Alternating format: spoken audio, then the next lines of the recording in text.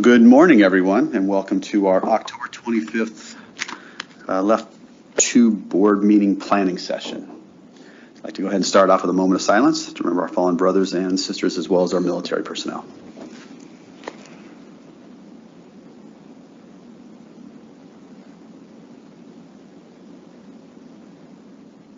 All right, thank you very much.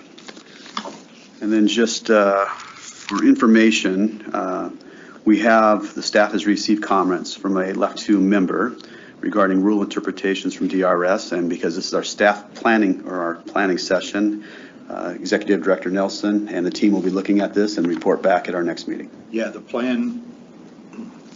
the typical procedure would be for Jacob or I to draft a response, copy all of you on that, and then if there are questions that you have, we could discuss those at the next board meeting. All right. Well, looking at our agenda, I think everybody has had time to at least look at it. I'm going to go ahead and turn it over to Steve and kind of give us an introduction on what's kind of taking place today. There you go. So we've got some newer board members, some established veteran board members who this meeting is the focus is on strategic planning.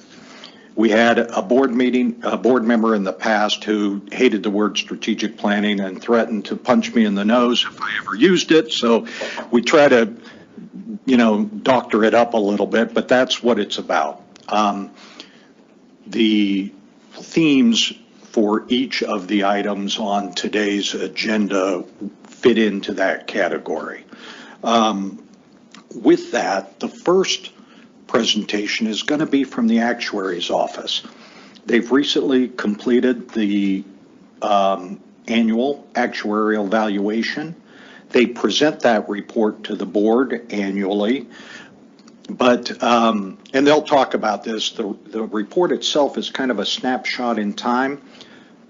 Today, they'll be doing that, but it's also using that report to set the context to talk about what the future of the plan looks like, the near future, and a little bit about the long-term future and things that you guys should be paying attention to or things that you might be concerned about.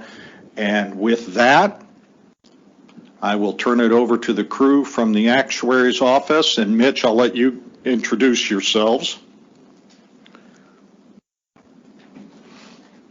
All right, can you hear me? Oh, yes, good. All right, good morning, Mr. Chair, members of the board. For the record, Mitch DeCamp, Office of the State Actuary.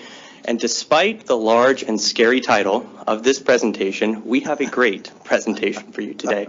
And not only do you get one actuary or two actuaries, you get three actuaries for today's presentation. Mitch, is that like that? You get an actuary. That's right. That's right. That's right. There's more board members than we expected today. Sorry, you only get three of us. So, as Steve said, what we're going to cover today, we're going to cover the latest actuarial valuation results. Then we're also going to look at some projection analysis. We've got a lot of information to share with you today. Spoiler alert, it's pretty good news today. We're then going to take a look at that information and see how we can connect it to the board's strategic goals, because that's the point of this meeting. To help me with the presentation today, joined by Graham Dyer. He's a senior actuarial analyst in our office. He's given a bunch of presentations to the board. He also did most of the heavy lifting for the valuation results, so he's going to cover that material today. Lisa Wan is also here today. She is virtually here. She is across the country at an actuarial conference, but couldn't miss a presentation like this today.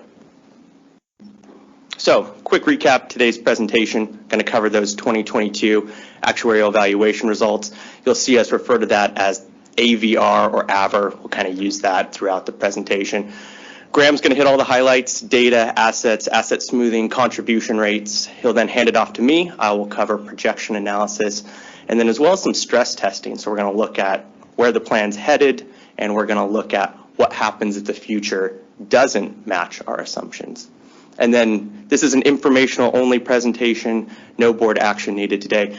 But as we're going through it, please feel free to ask questions, comments, whatever. We want you to be able to engage with this material, being able to relate what you're seeing with your strategic goals. So with that, I will hand it off to Graham. Thank you, Mitch. So yeah, as Mitch said, I'm going to be talking about the 2022 AVR, the actual valuation report.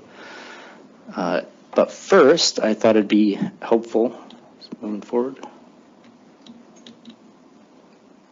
One second.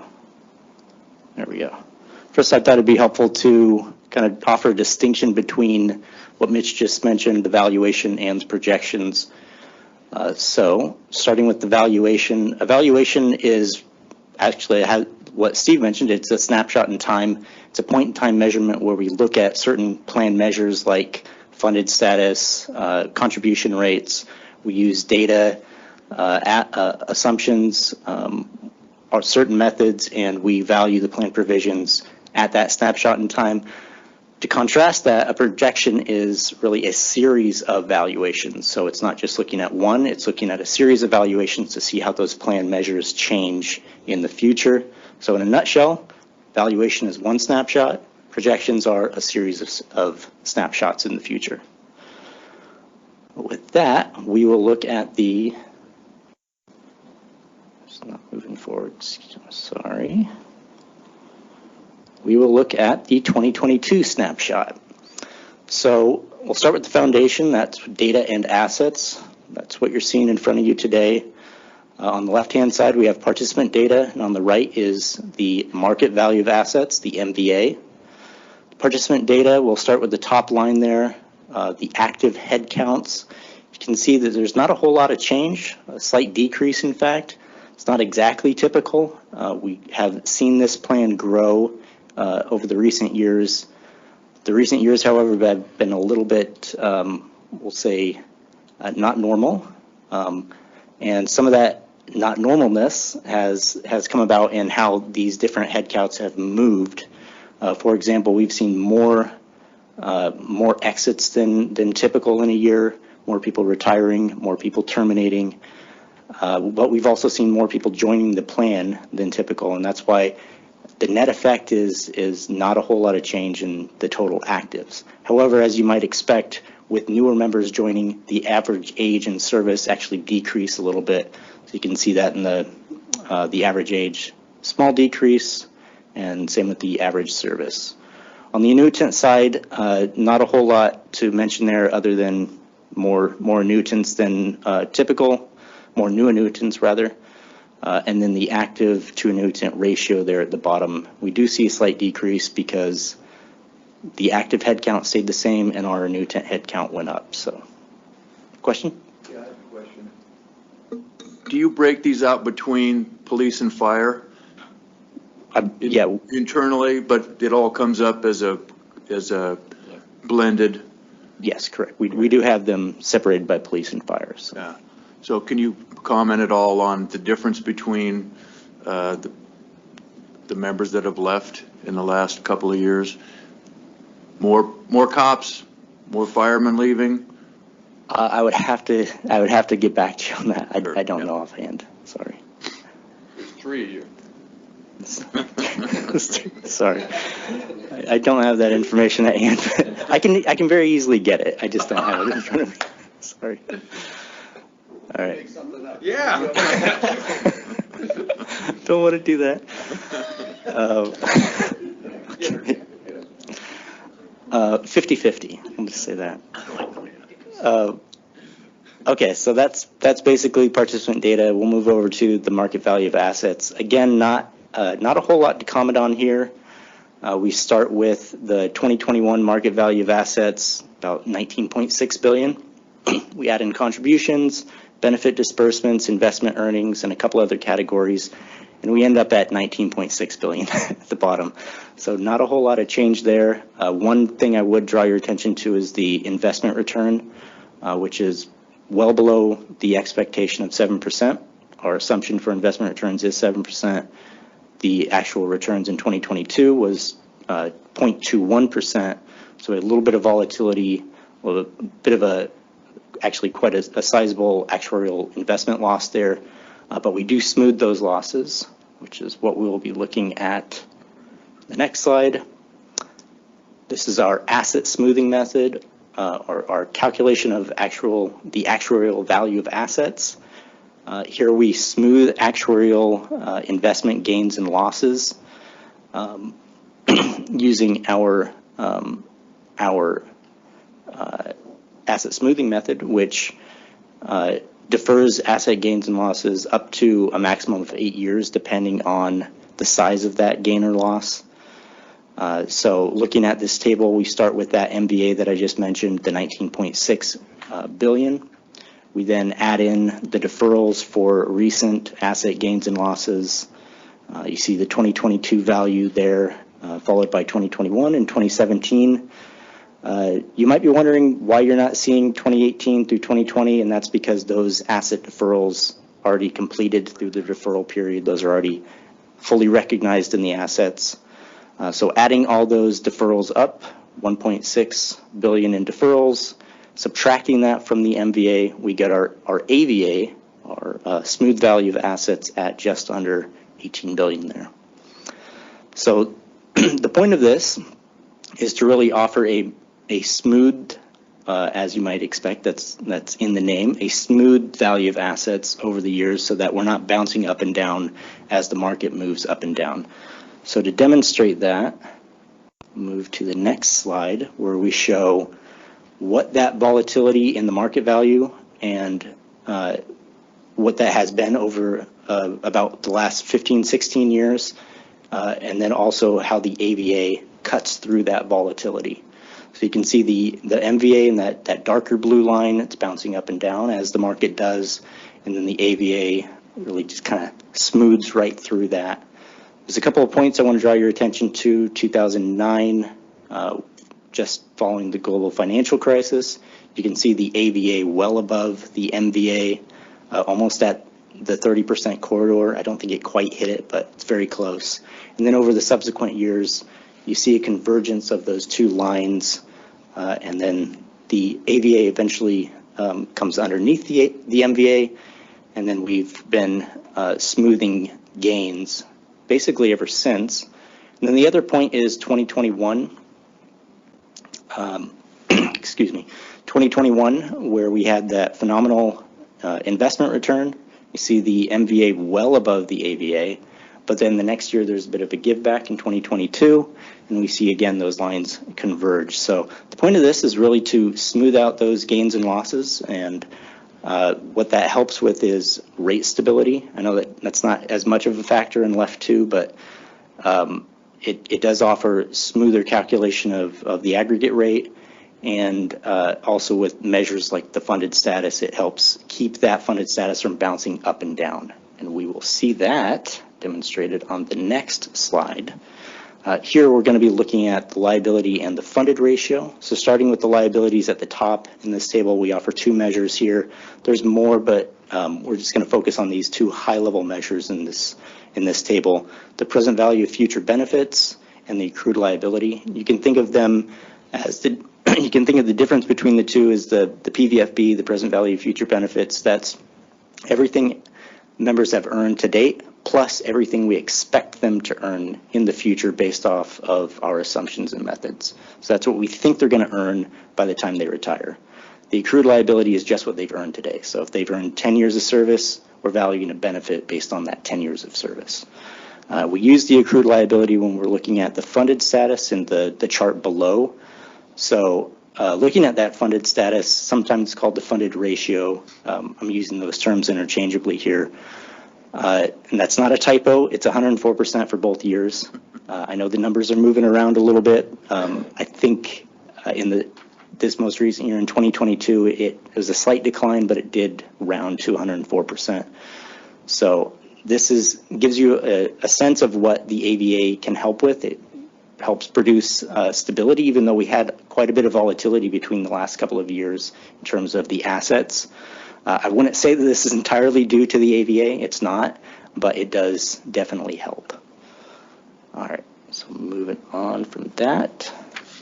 The last couple of slides, I I want to talk about contribution rates, and just as a reminder, there is no action before the board today. This is just a reminder of what the board has adopted and kind of some things to look forward to. So starting here, these are the contribution rates that have been adopted. They're based on the 2021 valuation. The rates that have been adopted are 8.53, and those were adopted for the current biennium 23-25 and the next biennium 25-27. The board will have an opportunity to revise, confirm, adjust those rates next summer with the 2023 valuation.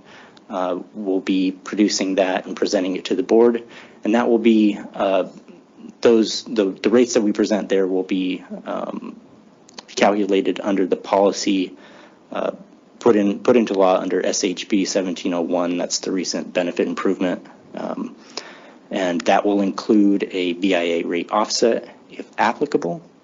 And then lastly, just wanted to remind the board of the minimum rate policy that was implemented with that bill. I believe you've seen a chart like this before, but just to get your bearings, the bottom, or rather the x-axis, the funded ratio at the bottom, that shows as the ratio increases, the minimum rate will decrease. On the left-hand side, the y-axis, you see a member contribution rate. Those are just for informational purposes, just to illustrate the policy. Those are not meant to be tied to a specific val or anything. So back to the policy here. Where we're at right now is 104% funded, so that would put us in the 100% minimum rates with the BIA offset.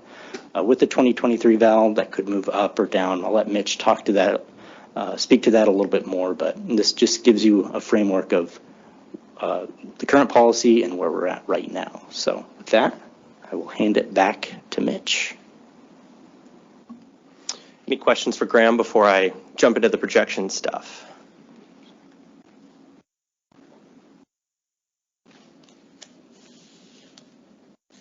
All right, so, excuse me, let me get this a little closer. So Graham covered the actuarial valuation, the 2022 valuation, that's the where we are. Projection analysis, where we're going, and then stress testing, what happens if things don't happen exactly like they assume. And that's a virtual guarantee, so stress testing is very important. Quick slide on what projections are to set the stage before we get looking at projection results. I know, a little bit of a text-heavy slide, but let me work through it here pretty quick. This is a really cool model that OSA makes where we forecast future valuations. How do we do that? Well, we make a bunch of assumptions, and we assume future experience is going to occur exactly as we expect. We also set some additional assumptions just for the projections model for new members. For projections, we want to make assumptions for how many new members are going to join the plan and what they look like, what salary they have when they join the plan, how many are men, how many are women, because all of that impacts the projections.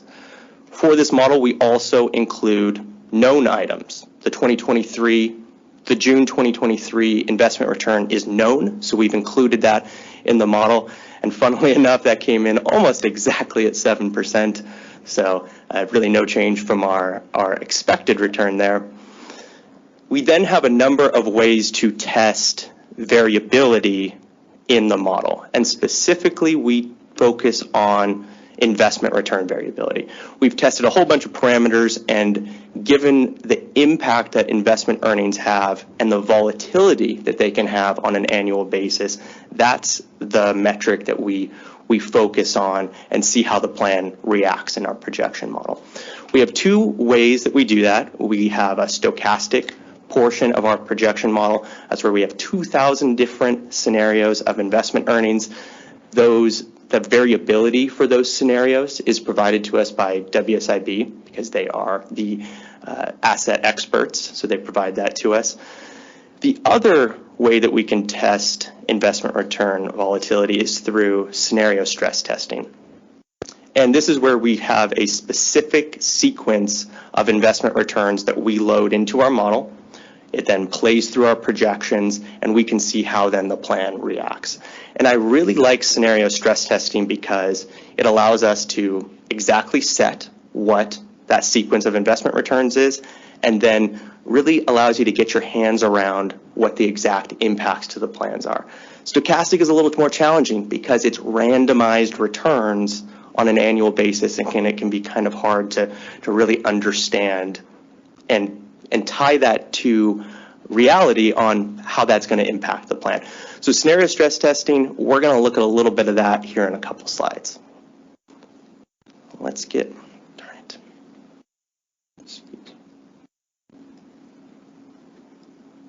So let's start looking at our projection results. Before we actually look at the projections, I want to look at a brief history of funded ratio. So we're going to start with funded ratio, then we'll get into member contribution rates. The historical funded ratio here is in the solid black line. I'm showing funded ratio or funded status, those can be used interchangeably. I'm showing that from 2015 to 2022. And what do we see? We see a solid period here of funded ratio exceeding 100%. And in fact, if I extended this graph backwards even further, even a longer period of funded ratio above 100%. And that is great news. That is, it's always good to have a plan above 100% funded ratio. It means the plan's on track with its funding goals, and that's a strategic goal of the board to keep the plan fully funded. So excellent news when we look at history. I will just briefly highlight the decrease in funded ratio we see from 2020 to 2021. You guys heard about this last year during our evaluation, but I'll briefly review it. A couple things caused that decrease in funded ratio. First of all, the board adopted new economic assumptions for that valuation, decreased the investment return assumption from 7.4 to 7%. That was at OSA's recommendation. You heard that recommendation didn't change for investment returns that Matt and Frank shared last month. The benefit improvement also went into effect in that valuation. Both of those combined to decrease the funded ratio. As Graham pointed out, stellar investment returns that year, north of 31%, but under the asset smoothing approach, only a portion of that is recognized immediately, and the rest of it is recognized sequentially in future years. So nothing too unexpected with the decrease in funded ratio there. It just looks big enough that I wanted to briefly address it. So, talked about history, given you a bunch of disclosures about projections. Let's look at the actual results. And here is our projection of funded ratio. And the big note here is we are expecting continued improvement in funded ratio as that strong 2021 investment return is recognized. Let me break down a couple key points on this graph here, going from our latest funded ratio of 104% and stepping to the 2023 funded ratio, 106%. I have that highlighted here because that is our projection of the funded ratio for the upcoming valuation you're going to see next summer. And that's important because that funded ratio determines what minimum rates come out of the policy. 106, it's between 105 and 110. So that under the policy, the new minimum rate policy would be 90% of the minimum rate with that BIA offset. I'll touch on those a little bit more in a few slides. The other piece as we step further out into our projection here, funded ratio is projected to rises to about 110, 111%, and then flattens out. And that's good news. That means that under the new policy, the new minimum rate policy, 80% of the minimum rates would kick in when funded ratio is 110% or greater. And in contrast to some of our projections a few years ago, we see funded ratio playing out right at about 110, 111%. Now, you know it's not going to be this smooth when actual experience starts bumping things around, but on average, if returns are around our assumption of 7%, this is the expected pathway of funded ratio. So I'm just wondering, this looks great, obviously. Recessionary impacts.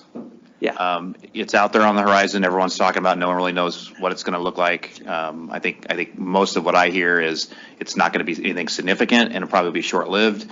But can you just talk about how you've modeled that here and what assumptions you've made? Yeah, so any sort of recessionary impacts, we haven't made, in this analysis, haven't made any adjustments to any of our underlying demographic assumptions, haven't made any adjustments to our underlying economic assumptions. This is purely the expected pathway of funded ratio, assuming all future experience matches our assumptions. In a couple slides, I did do some stress testing where I reduced future returns, and then we'll take a look at this again and see what the impacts are. All right. Any other questions on this? I'll just, while you think about any questions or comments you may have to add, I'll just note that this is great news. This is the good news that's always fun to bring to the board. And based on this projection, we're expecting that there is continued achievement of the board's goal of full funding of the plan. Mitch, does this take into account the reduction in the minimum rates? Correct. Yep. This is our full projection of the current law funding policy. All right. I'll take us to our next slide. Looking at the other side of the coin here, member contribution rates. These are linked to funded ratio. They obviously have a relationship between each other, but I think it's important to not only look at funded ratio, but look at what contribution rates are going to come out of the policy as well. A brief look at history here, similar to what we did with funded ratio. What do we see when we look at this history? Well, we see a remarkable period of stable contribution rates, which is a strategic goal of the board. I will note here that I have labeled contribution rates through 2025 as historical rates, even though we're obviously not past 2025 yet, but those are the rates that are adopted by the board. I know the board has adopted rates through 2027 using the 4-year rate adoption policy. For this analysis, I have assumed that those rates would be updated with the 2023 valuation next summer. You don't have to do that. That's just what I did for this analysis. One thing I will point out here, which is pretty exceptional, again, extending this graph backwards, you see more stable rate areas all kind of hovering around this 8% area.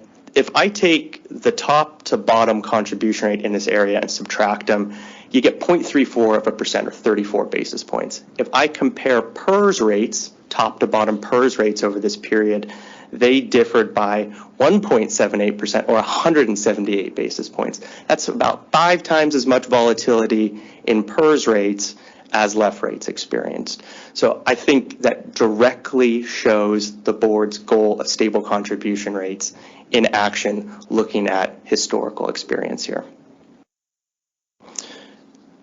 If you have any questions on this, I'll pause for a second after this slide here. I just want a couple notes on rate stability, like what gets us here. Like, this is great. This has been a great period of stable rates, but how do we keep achieving stable rates in the future? First of all, it's a product of board policies, board funding policies. The minimum rate policy has been a great tool to achieve these stable rates. It's also been a product of WSIB's asset management. You don't have to raise rates when you have enough assets to fund the benefits of the plan. And then finally, the board's management. The board has have made a number of management decisions that have led to these stable rates. A couple things I will highlight is the board will consider to adopt or not adopt a supplemental rate for a benefit improvement if it's small, or just roll it into the next valuation. That supports stable contribution rates.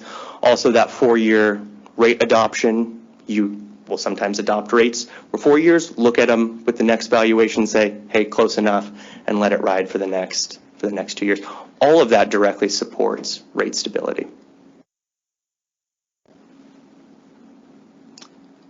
Now, the good stuff, looking at our projection of member contribution rate. The big note here when we look at the projection of member contribution rate is contribution rates are projected to go down as funded ratio goes up, contribution rates come down. That's how it works under the new minimum rate policy. Let me break down for you what exactly you're seeing in this graph. So 2025, that is our last historical rate, and stepping to 2026, we get a rate of 8.22%. That is a 90% minimum rate with the BIA offset. I have 90% minimum rates highlighted or colored blue so you can track them easier. For the next biennium, we have also a 90% minimum rate with the BIA offset. And then finally, starting in 2030 and beyond, rates are projected to go into the green rates, which are the 80% minimum rate. As we saw with the funded status graph, funded status over 110% gets us those 80% minimum rates. So no surprise, you saw that projection of funded ratio go above 110%. So you see 80% minimum rates on this graph. Please.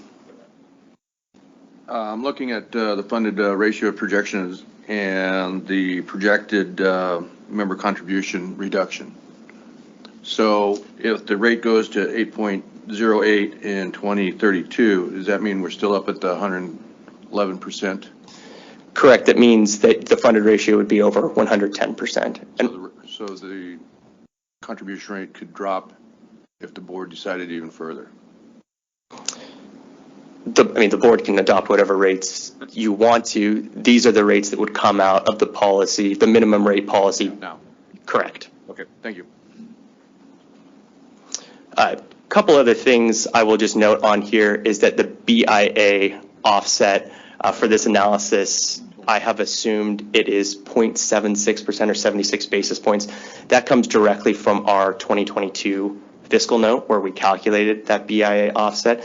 That could change in the 2023 valuation when the team actually completes that valuation, but I just wanted to be clear on what I assumed for this analysis. So yeah, I mean, again, good news, right? On a projected basis, expected to get to those low 8%. There is a little bit of contribution rate changes or volatility, if you will, as rates decrease from their current level. But overall, getting rates in those low 8% and expecting them to stick there is good news. And then last thing I will note is that for this analysis, I assumed rates would be readopted every 2 years from a resulting actuarial valuation.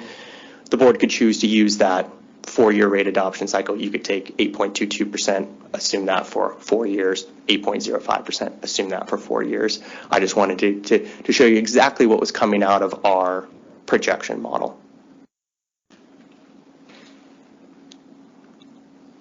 All right. A little bit of stormy cloud talk now. What happens when things don't happen as assumed? So we're going to look at a little bit of scenario stress testing. And again, focusing on investment return variability, given the high volatility of investment earnings. I think that's been pretty well shown in recent history when you have a 31% return and then a 0% return.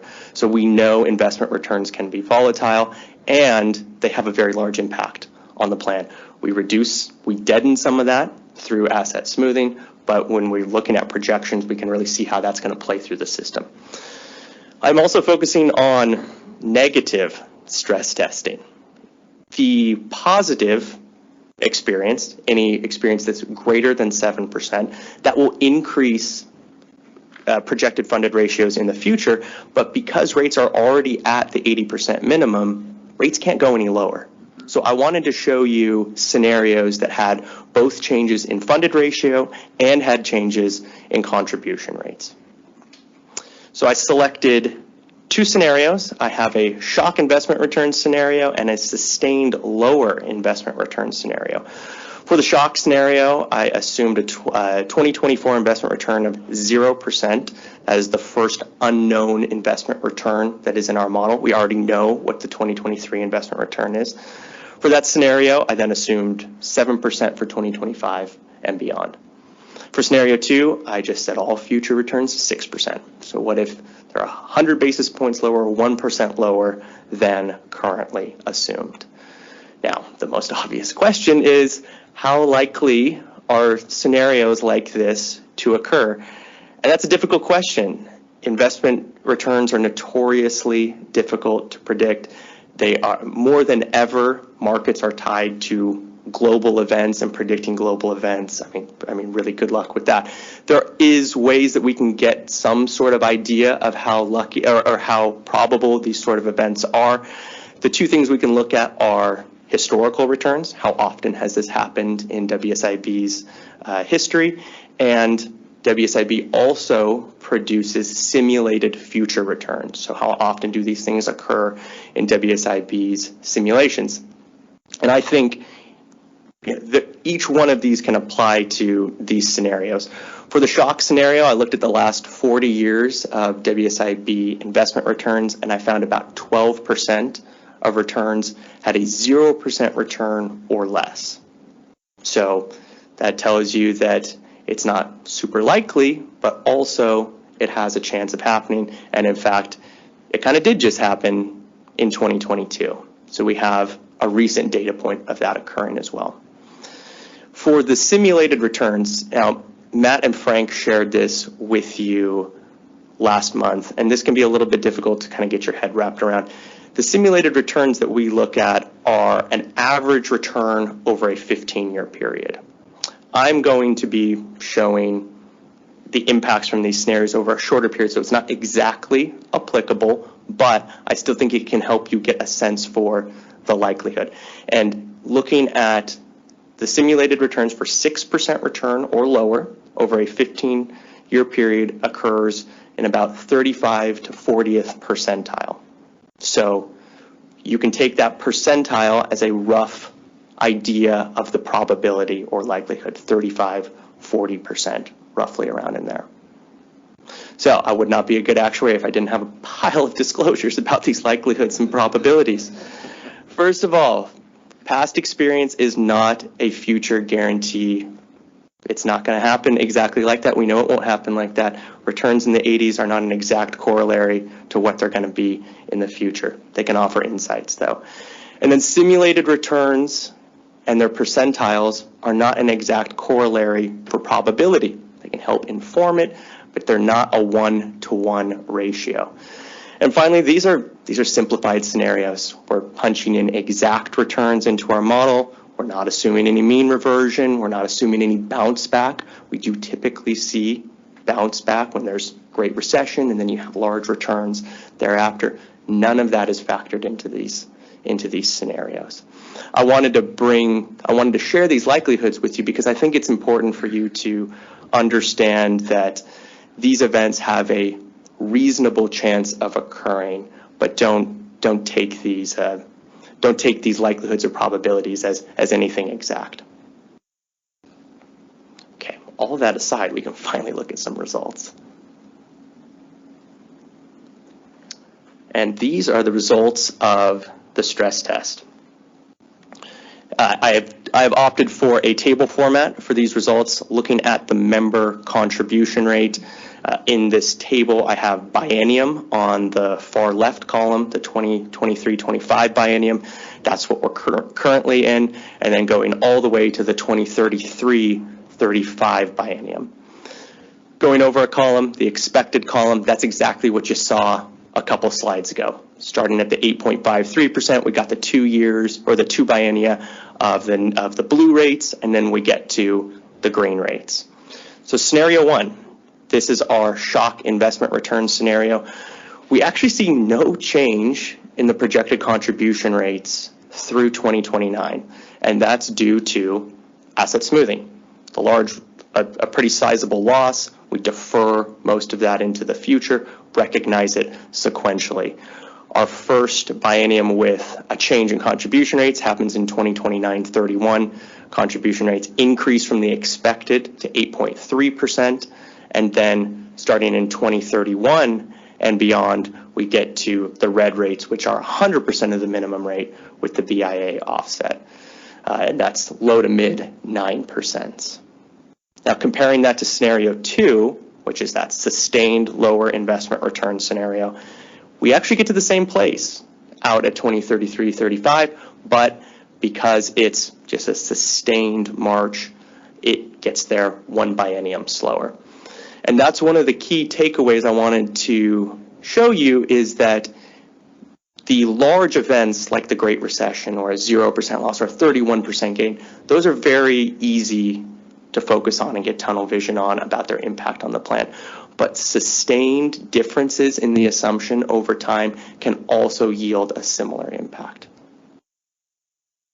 Now, I know you probably have questions or comments. I'll just offer a couple other takeaways from this scenario analysis. The first one being, both of these scenarios still keep the plan above 100% funded through the periods that these rates are adopted. And that's good news. The bad news is it does take contribution rate increases. We do see contribution rates increase from the expected case. So if that puts a little bit of stress on that rate stability goal for the board. So even under all your scenarios here, by 2035, we have less than 80 basis points that the contribution rates would rise? In 2035, under our expected case, it'd be 8.12, and, compared to the current, yes. Yeah. Correct. So as I guess what I'm getting at is that's still pretty stable rates. Absolutely. Yes. That's all your bad news? that's not too bad, but you said it, not me. Yeah. Well, I'm just looking at the numbers, and a lot of that's a shock. But if that's the biggest shock we got, we're doing pretty well. We just have to keep our eye on the ball and make sure that we do the right things with our policies. Yeah. So, good job, Mr. Chair. I'll give you full credit at this time. Mitch, can I ask too, I'm assuming this doesn't take into account any potential changes, deviances from the board's funding policy. So for instance, if there was a shock year and you had, as a board, that gives you 6 years to kind of look into the future. So when you're adopting rates for 2027, 29, maybe you leave them at 8.53 instead of decreasing them to 8.26 so that you don't hit that increase down the road. These are the types of decisions that you guys might be facing if there is a recession. I think Steve looked at my notes. That was what I was going to add next. Sorry, you should have said spoiler. I didn't mean to spoil that, Mitch. That's okay. Yeah, please, I don't want to stifle any discussion.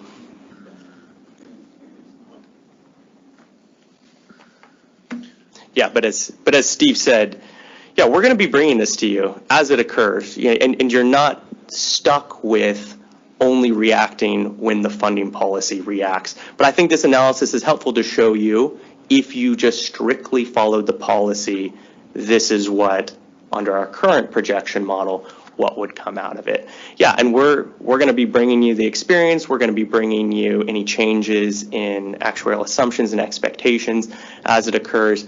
And we're going to be able to consult. We're going to be able to consult and show you the expected or the new expected pathways as this happens, and then options for you to try to maintain contribution rate stability, because that's a big goal for the board. And just, if I may, just a quick comment. We're looking at rates from 2015 moving forward. I'm an old guy, so I remember when rates were dramatically up and down in the 80s, the early 80s, and I don't think that accrued to anybody's benefit in terms of employers, employees, and the state. All the stakeholders have benefited from stable contribution rates. So this is a very good projection forward. To echo one of our employer representatives on the board, and it's just a different, it's a different landscape than it was in the past, and I think that's benefited all the stakeholders, everybody. If I may.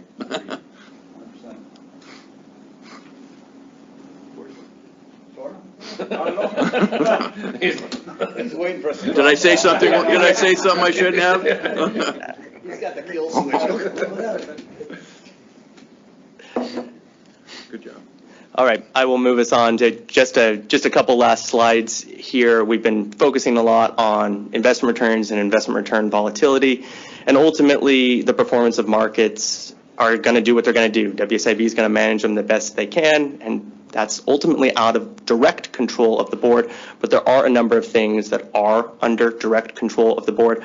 Wanted to cover some key risk management strategies. These are things the board knows, things the board already practices. Just a good reminder. First one, fully fund the plan. There's a long track record of this. This is a board strategic goal, and on an expected basis, strong funding levels are expected to continue. Adopt reasonable and accurate assumptions. Reasonable assumptions lead to reasonable contribution rates and keep the plan on track with its funding goals. Long-term assumptions are difficult to select. We won't know if we're right or wrong for many years, but they are a key component to rate stability, to fully funding the plan. And we at OSA, we're looking at economic assumptions every 2 years. We're looking at demographic assumptions every 6 years. We're bringing updates to you guys whenever they're available.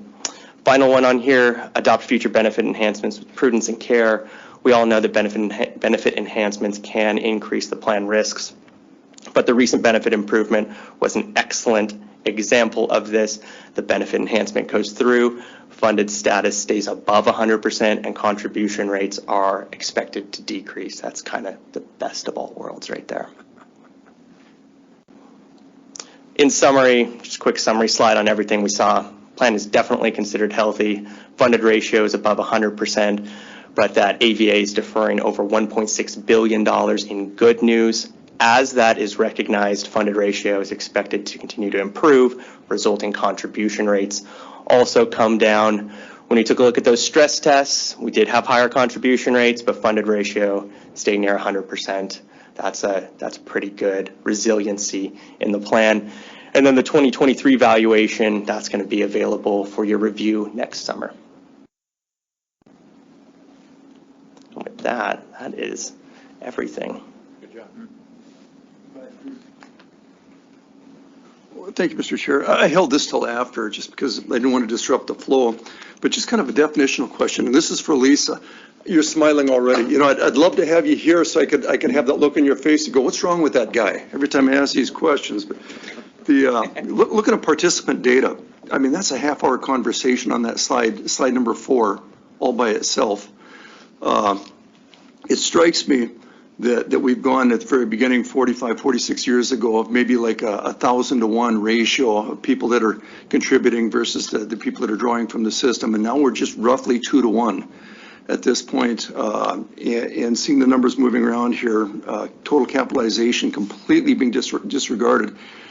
We have used the definition of a young versus a mature system forever, and nobody's actually ever defined that. I've always assumed that that's when you have the XY intersect when return on investment exceeds the total contributions to the plan more than the members' contributions does. The rate of return provides more to the plan than the members' contributions does. Is there more to it than that? Can you define that in a little bit more detail? Is this question coming directly to me? It looks like it. Well, no, Mitch told me earlier to ask you. He threw you under the bus. So I'm sure he did.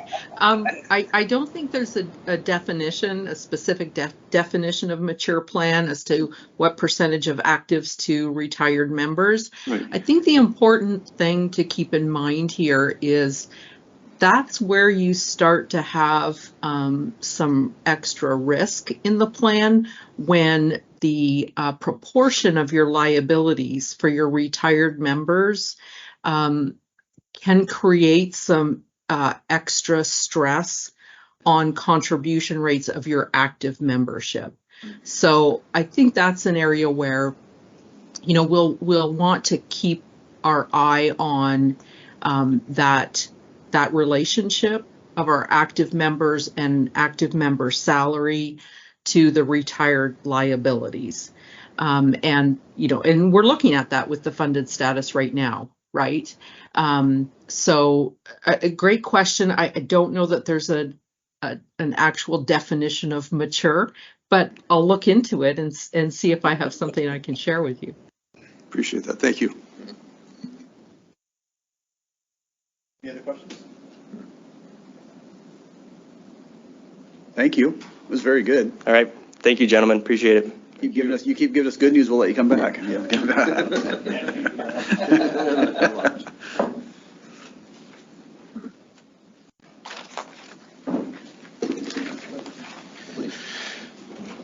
One of the things that the board does, and it's not common among a lot of organizations, it's not common around a lot of businesses even, but one thing that we've done for years is survey our primary customers, which are you guys, the 11 board members, about what it is that you expect from us as a team.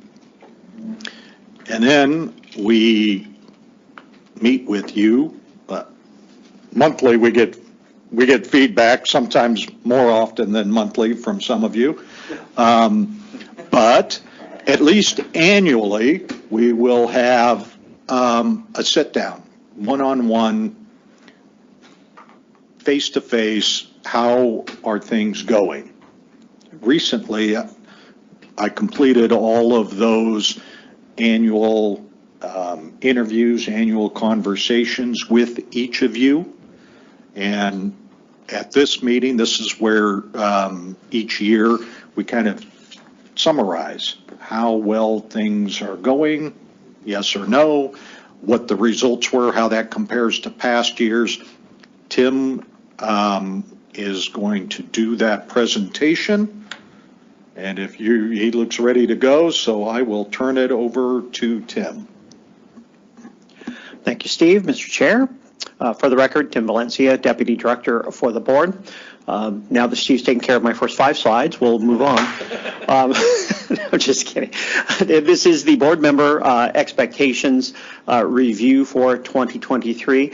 Again, as Steve said, the team considers you as our primary customer. We're mindful that then your primary customer are the members and the annuitants of the plan. So it's our job to make sure that you are, informed, educated, and equipped to meet your mission, your fiduciary obligation to serve your customers correctly. So that's the strategic approach that the team takes on that. So the reason we consider this expectation process so important is that, as it says, excellence starts with us understanding your expectations. We don't know what you expect.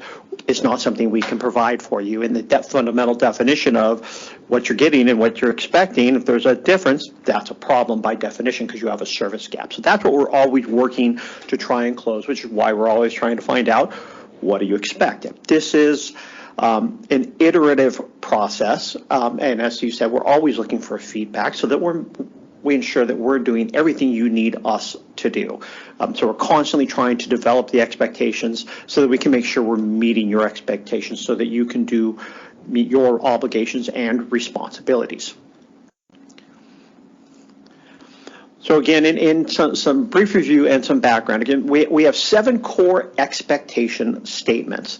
For those that are newer to the board, that these are driven from the first time we did this process, which is in 2012 is when we started this process, and we started collecting expectations from the trustees. And we quite literally went to all the trustees at that point and said, what do you expect? And we collected a bunch of data points, and it was a whole variety of things, so we didn't know where it was going to come from. But from all the things that the trustees shared with us at that time, we were able to boil those down into these 7 core statements. This is where the commonalities were.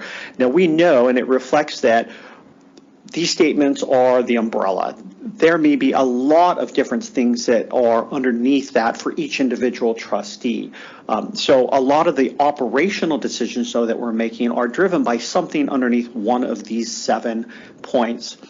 I was reflecting on in 2013, I believe Senator Holy and Mark Johnson were there. We actually, at the October meeting, did a workshop on the expectations and had some small group workshops. And we actually turned these into questions about, like, what does responsibly governing the plan mean to you? And we did further exploration into those to get more detail about what those expectations really mean. And so a lot of the things that we do operationally for you at these meetings are driven from those expectations. Case in point, the OSA presentation actually came from one in terms of the assistance in making responsible decisions. One of the expectations was more presentations and education with our partners such as OSA and DRS.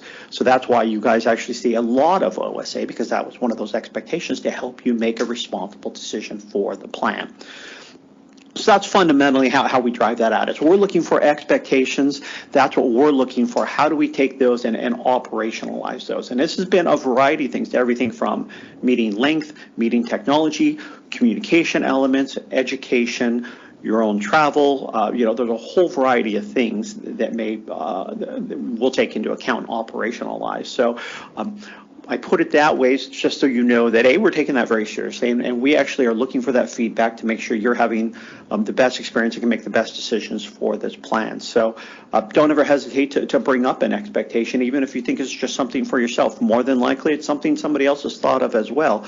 But we're going to do everything we can to make sure that if that's what you need, that we're going to work to provide that. So let's talk about the results of this year. I'm happy to report that this actually,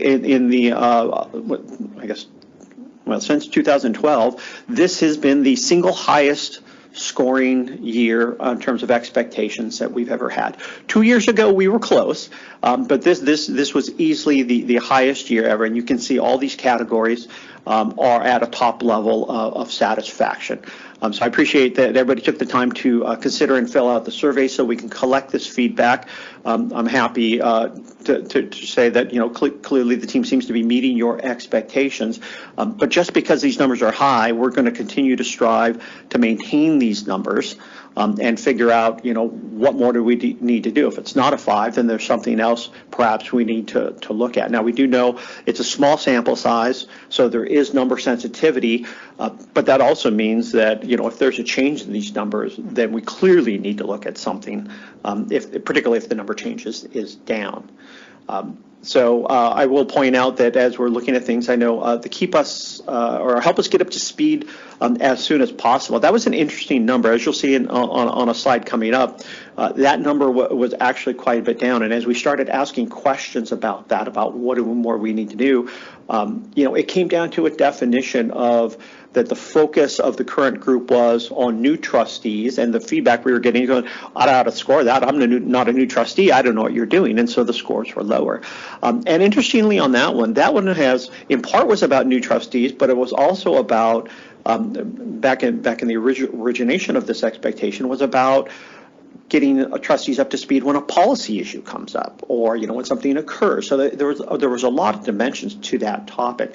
But it was interesting to find out that maybe where the current focus was on that. And that's why you'll notice on this year's survey, we had a notation where you could check, hey, I'm not a new trustee, so I don't want to, score it on that basis, just knowing that that's where a lot of the focus was. But that, recognizes that the expectations, can change. I think these categories are pretty stable, but those could change. So if there's a big new category, absolutely, that's things we want to discuss at these kind of meetings.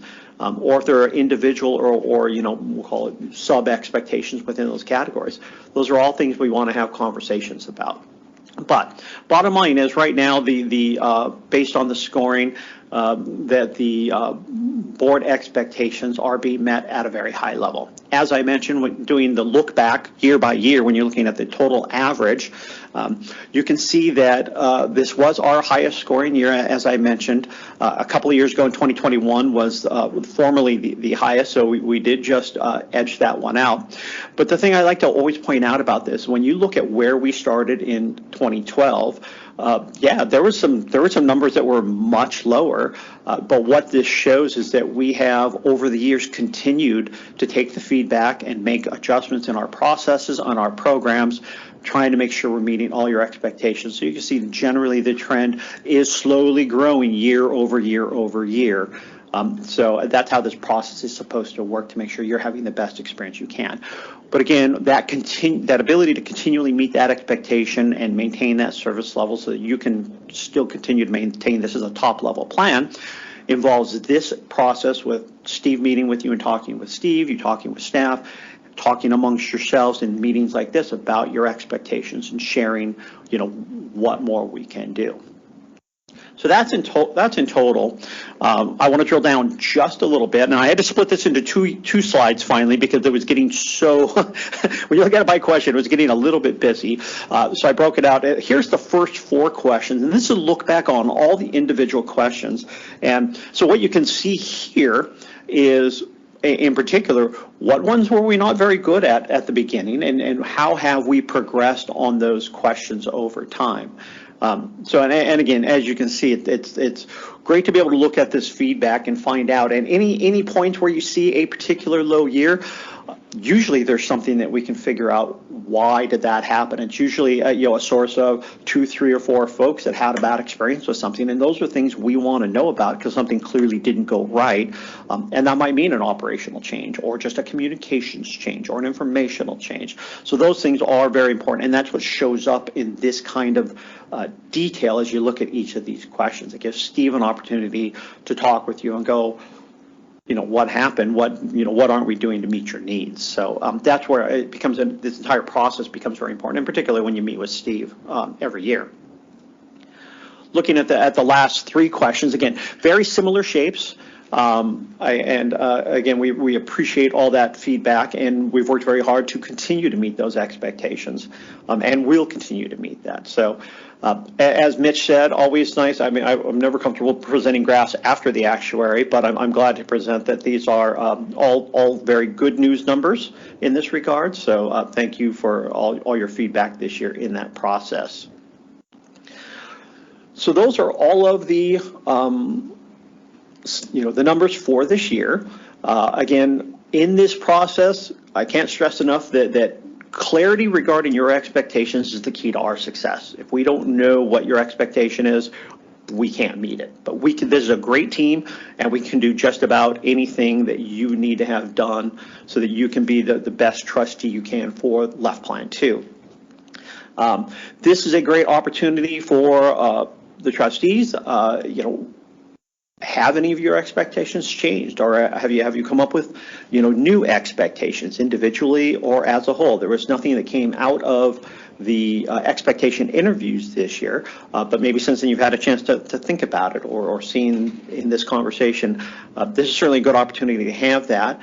And for those areas that we weren't 5-0, what expectations or what improvements will exceed your expectations? We're always looking for that feedback again so that we can meet that, because I'm confident in this team's ability to meet every expectation that you set for us. So with that, I will give it back to you, Mr. Chair. All right. Are there any questions or comments direct for Tim? Go ahead, please, Jay. Thank you, Mr. Chair. Tim, you've consistently said in this presentation, you use the word meets expectations on most of this, and the data clearly shows that you're exceeding expectations. So I appreciate more than anything the humility of this presentation, because this team that supports us just does such an amazing job. And I think what this reflects is just that. And it's really in all facets. It's the educational materials that we've asked for to help us make decisions. It's the support behind the scenes to make sure we all get everything we need to be successful, whether that be the agendas and just getting here, right? The hybrid option to make sure that all board members have a lot of options to be able to participate. So I shared this with Steve when I met with him one-on-one, but I just feel very well supported in my role as a trustee. I feel like all of my needs are met. The turnaround time when I have questions is within 24 hours or less. So I just want to echo what the data really shows is that you're exceeding expectations far more than you're meeting expectations. So thank you. Thank you. Any other comments? Patrick. Yeah, I echo what Jay just mentioned. And I have to say, everybody sitting up around this board has other businesses they do, whether they sit on other boards, whether they sit, or whether they're working, or still working for a living. But anytime I come here, or anytime we get to the legislature or any place else where we're talking to members and beneficiaries, I feel confident enough to voice opinions and also where we're at, and also to be able to give a member or a beneficiary Tim's number, Steve's number, or any one of the staff, and they will get their questions answered. And that doesn't happen a lot. And it makes everybody sitting around this look highly intelligent, which we are. But it makes for a good organization just by looking at what the actuary produced over the years. As Mark says, I remember the years of the roller coaster, and up and down and up and down, and we're overfunded, underfunded, overfunded. Everybody's looking at us, and we have had a stable benefit for years now, and we haven't had to worry about. The worst thing we have to worry about is people looking at the money that we do have in our accounts and maybe want to tap into it. So, and with this board, that hasn't happened. We are very strong in holding on to it. If we had any issues, staff would answer those questions for us and move us ahead. So I want to thank Steve and all the staff, all the people. I can name you all out if you wanted me to, but I don't think I want to embarrass you. So thank you for all your help, and thank you for everything you've done for me sitting on this board. Thank you. Take that. Senator? Well, thank you, Mr. Chair. It strikes me. I just wanted to point out that the first two people to comment are the employers' representatives. And if you remember back a very long time ago, all the fear that was in place during the course of our Initiative 790, that all of a sudden from the employers, from the state, from everybody out there, that we're going to abuse the system. This is going to end up having we'll vote ourselves tons of benefits. We just run awry on that. And the funny part is that staff guiding us, and you've been here so long, and you've been that common denominator for everything we do, has had such a professional, dedicated, focused eye on the goal. That what we're doing here is a result of staff at this point. You've been the constant all the way through. I mean, Mark and I have been here a while, but everybody else has rotated in and off on this. You've been the constant all the way through that's navigated this for us, all of you. And it's just, part of it has to do with the quality of people here, but part of it has to do with you being here long enough to establish institutional memory and have an idea of where we're going, where we're supposed to be going, and what the goal truly is on this. I am with what else I do for the state, I am constantly amazed at the construct, the predictability, the smooth sailing that this board has enjoyed as a result of staff. And if you go back to 2012, and we're in the high threes kind of thing, pushing 4, and you're hitting 99.999 percentile at this point for everything you do in government. That's amazing. What you've done here is just so far above and beyond. I'm really thankful because you make our jobs really easy. Great. Thank you. All right. Thank you, Tim. Thank you, team. Thank you.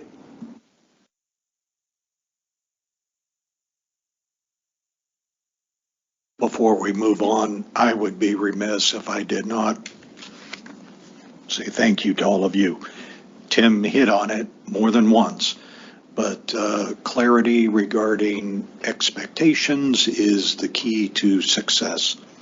All of you have been very open with me in providing feedback, and that is super helpful for us. There are times, sometimes if the feedback isn't positive, some people are reluctant to provide that.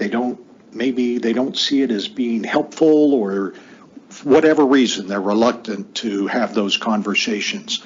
But it is so helpful for us. Even things that in retrospect seem obvious, but we learned early on the expectations of the city manager from Olympia might be different from the expectations of the city manager from Tukwila or the city manager from Federal Way. And we had set up different processes or different things to meet one person's expectation. And then a new board member comes on, and we had been slow to adjust to those changes. You guys have been great. You help us help you, and thank you.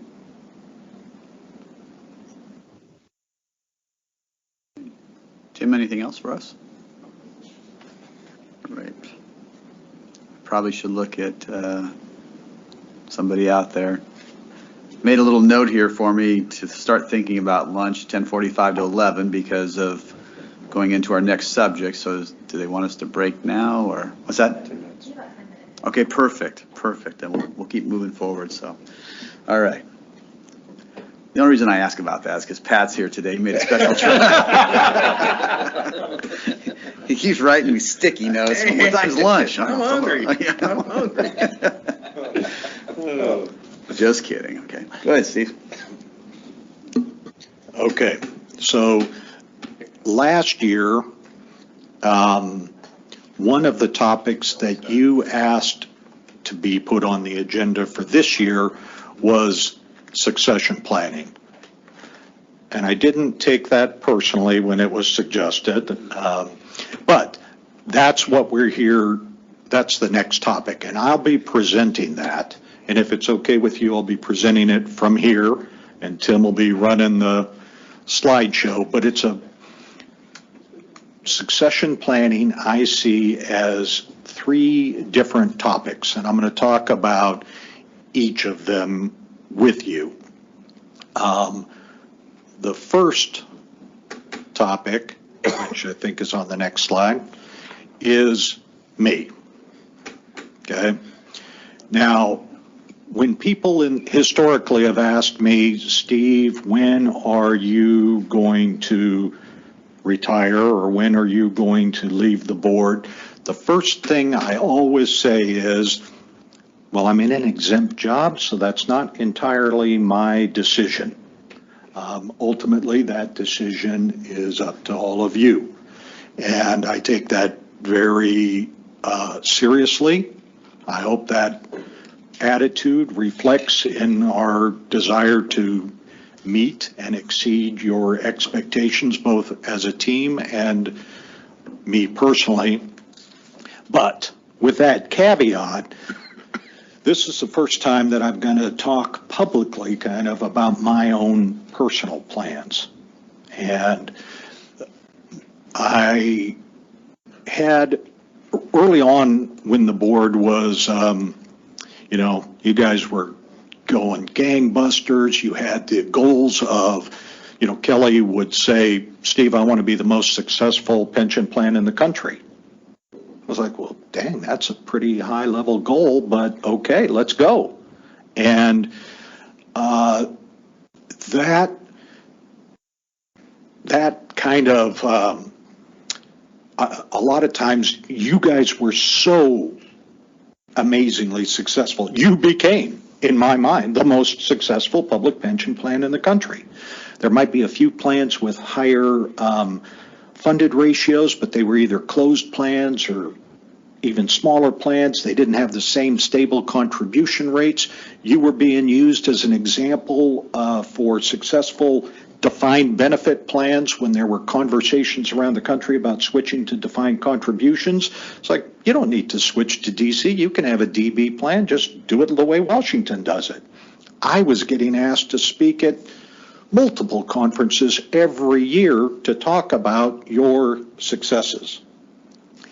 Now, part of that, when I first took this job, one agency director gave me some very helpful advice, which is, Steve, you are going to get credit for things that you had nothing to do with, and you are going to get blamed for things that you had very little to do with.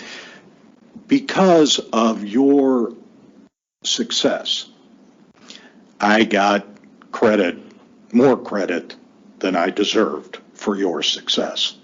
And with that, there would be times where board members, Kelly, I'll use Kelly as an example since he's not here, he'd be like, well, you know, when are you going to go? When are you, you know, because you can't. That was my bottom line, is that was the message.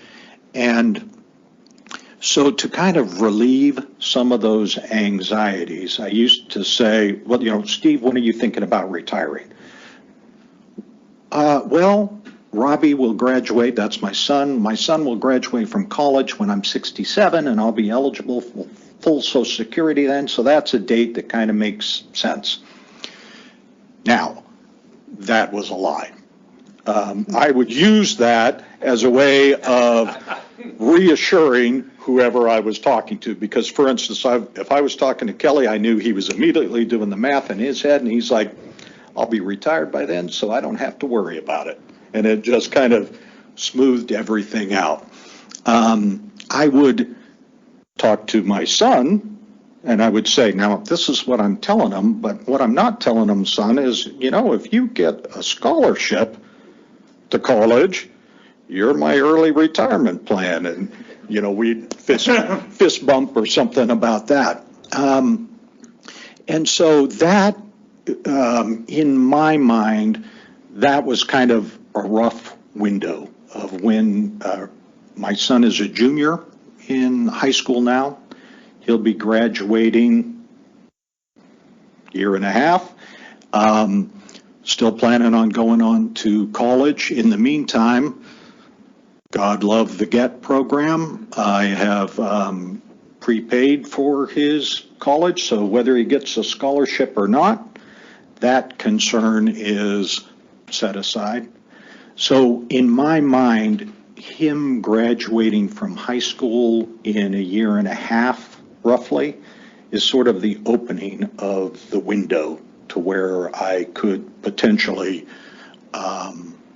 go if I was choosing my own time. Now, I love this job. I have hired every person on this team. I love everybody that I work with. I enjoy working with all of you.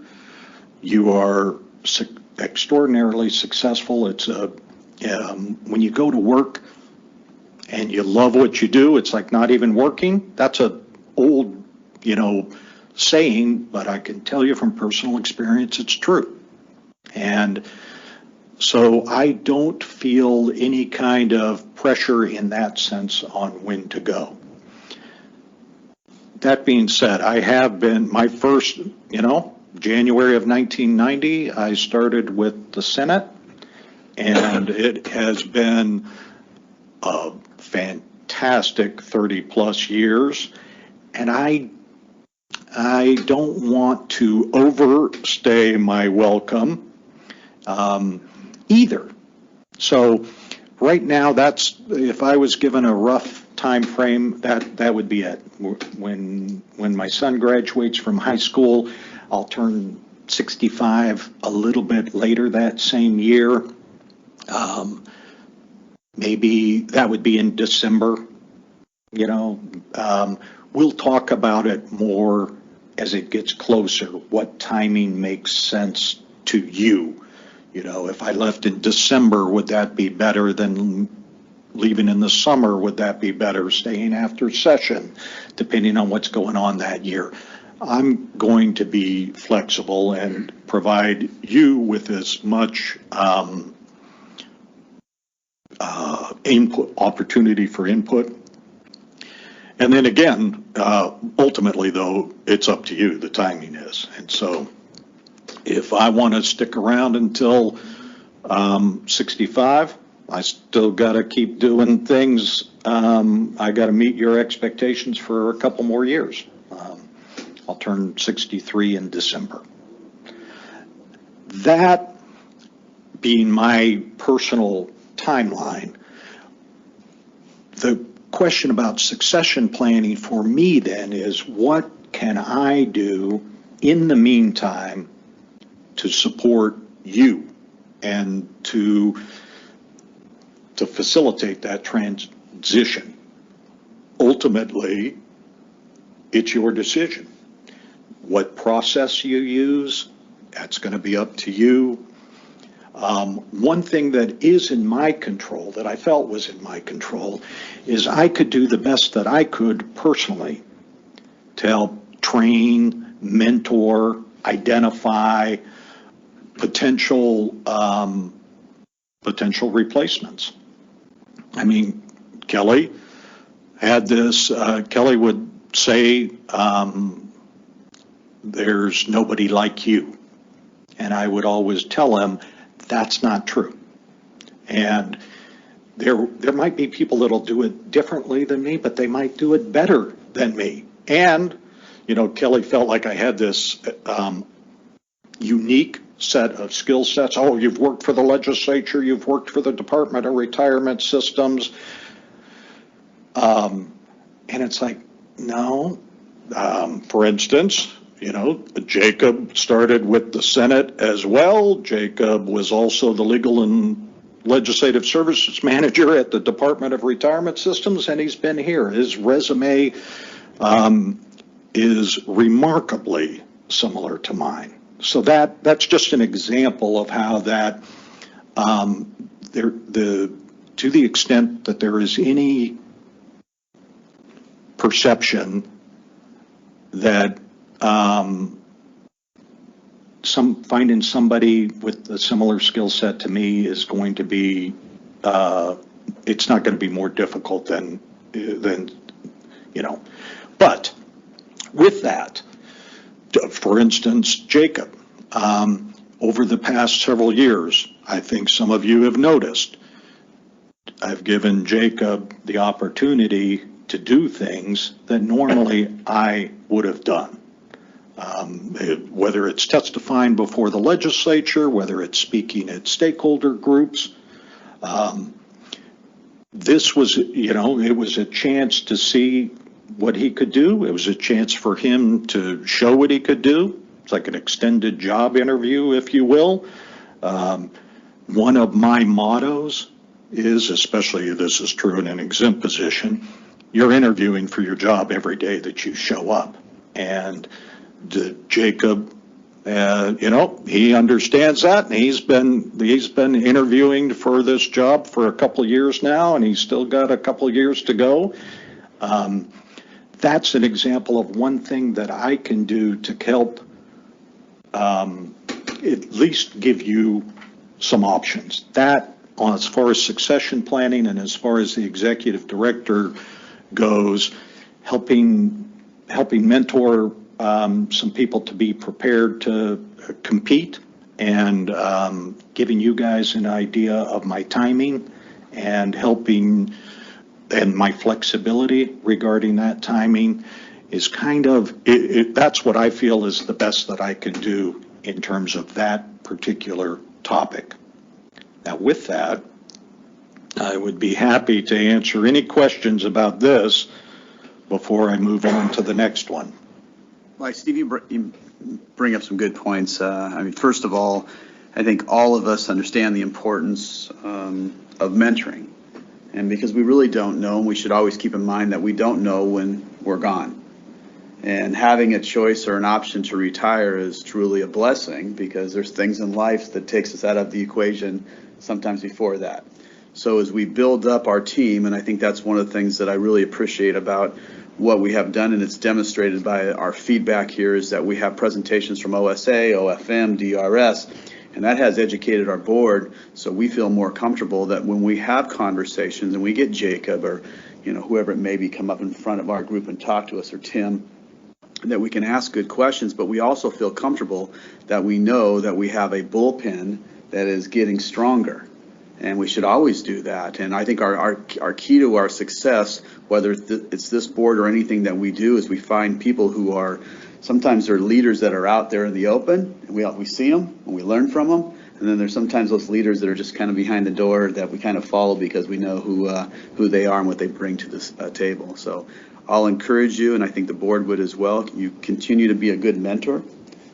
Provide that leadership to the team, which I think is outstanding. Count on our other stakeholders as well to help provide that good feedback and direction, which keeps our group very solid. So I got to be honest, you started talking, I didn't know where I was going. Got a little nervous. I was about ready to bring up Mitch again and let Mitch talk because he's a lot better to give me good news than you are right now. But I appreciate the openness. But I think, like I said, we never know what comes up, and I think that's the biggest challenge we have is to make sure that we're ready to go so we don't have a deficit or a step back or a reset. I took over for Kelly, not necessarily because I wanted to, but my goal has been very similar to what Kelly and some of the other ones, Pat, have said. We're going to make this board better. We're going to continue to move forward. We're going to do good things for our membership. We're going to have a good staff, and that's just about being in the right place at the right time and having good leaders. So, Jay.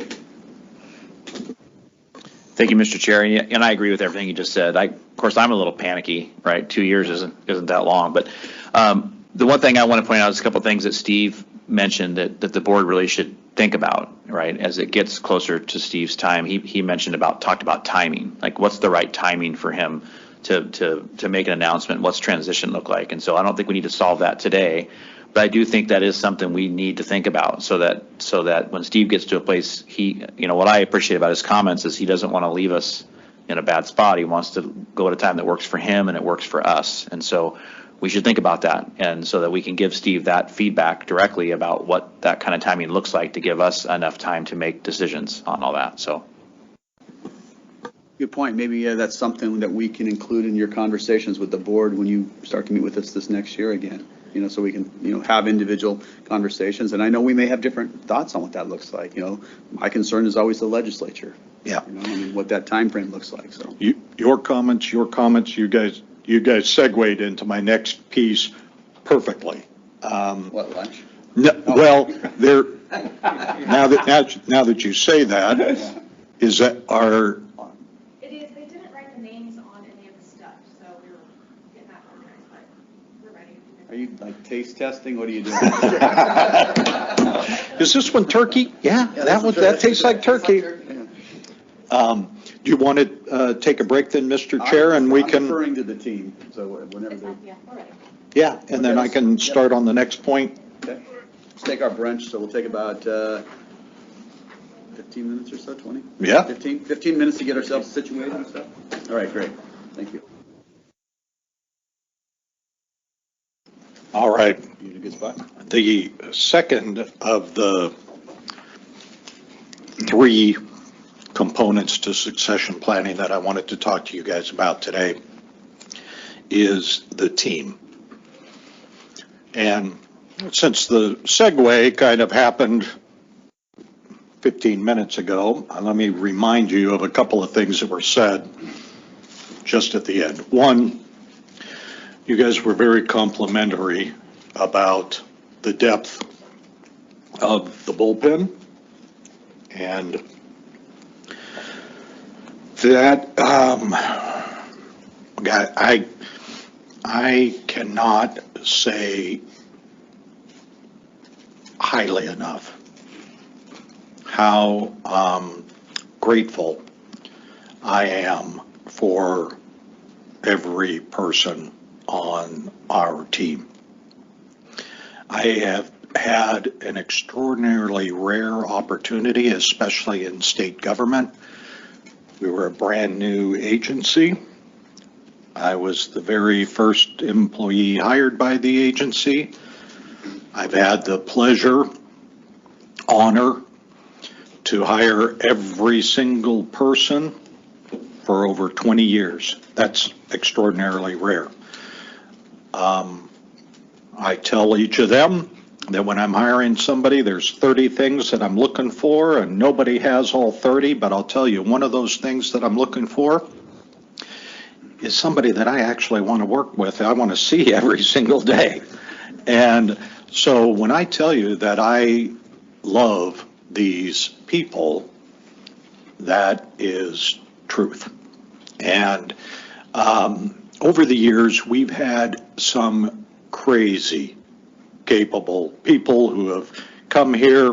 One of my other sayings is I'd rather have somebody excellent for 2 years than somebody mediocre forever. We've had some excellent people that have come in, moved on. I see, we've got Sean out in the audience. Some of you remember when Sean was the deputy director. And then the team that we have now. So with Tim, with Karen, I'm telling you guys, the bullpen is deep. Those people I rely on literally for anything. I try to split it up between the two of them, but it's like if, you know, I used to joke, because you talked about the timing, you never know, and that's true. And so I used to joke about if I got hit by a bus, what would things look like? And then of all crazy things, one of my friends got run over by a bus, and so I changed that joke to if I get hit by a beer truck, what would things look like? And I can tell you guys, in all honesty, that if I got hit by a beer truck, you guys would be well taken care of. So we've got our plan, we've got our ideas, our, you know, hopes maybe for the next couple of years and how things are going. But even in a worst case scenario, I am 100% confident that Tim and Karen and the team will take care of you guys. Okay? Now, we had here recently an unusual opportunity. So Sarah, excellent, went on to DRS. She's doing great over there. And, but we needed an ombudsman. And, you know, historically, I might hire one person every 3 years, maybe, something like that.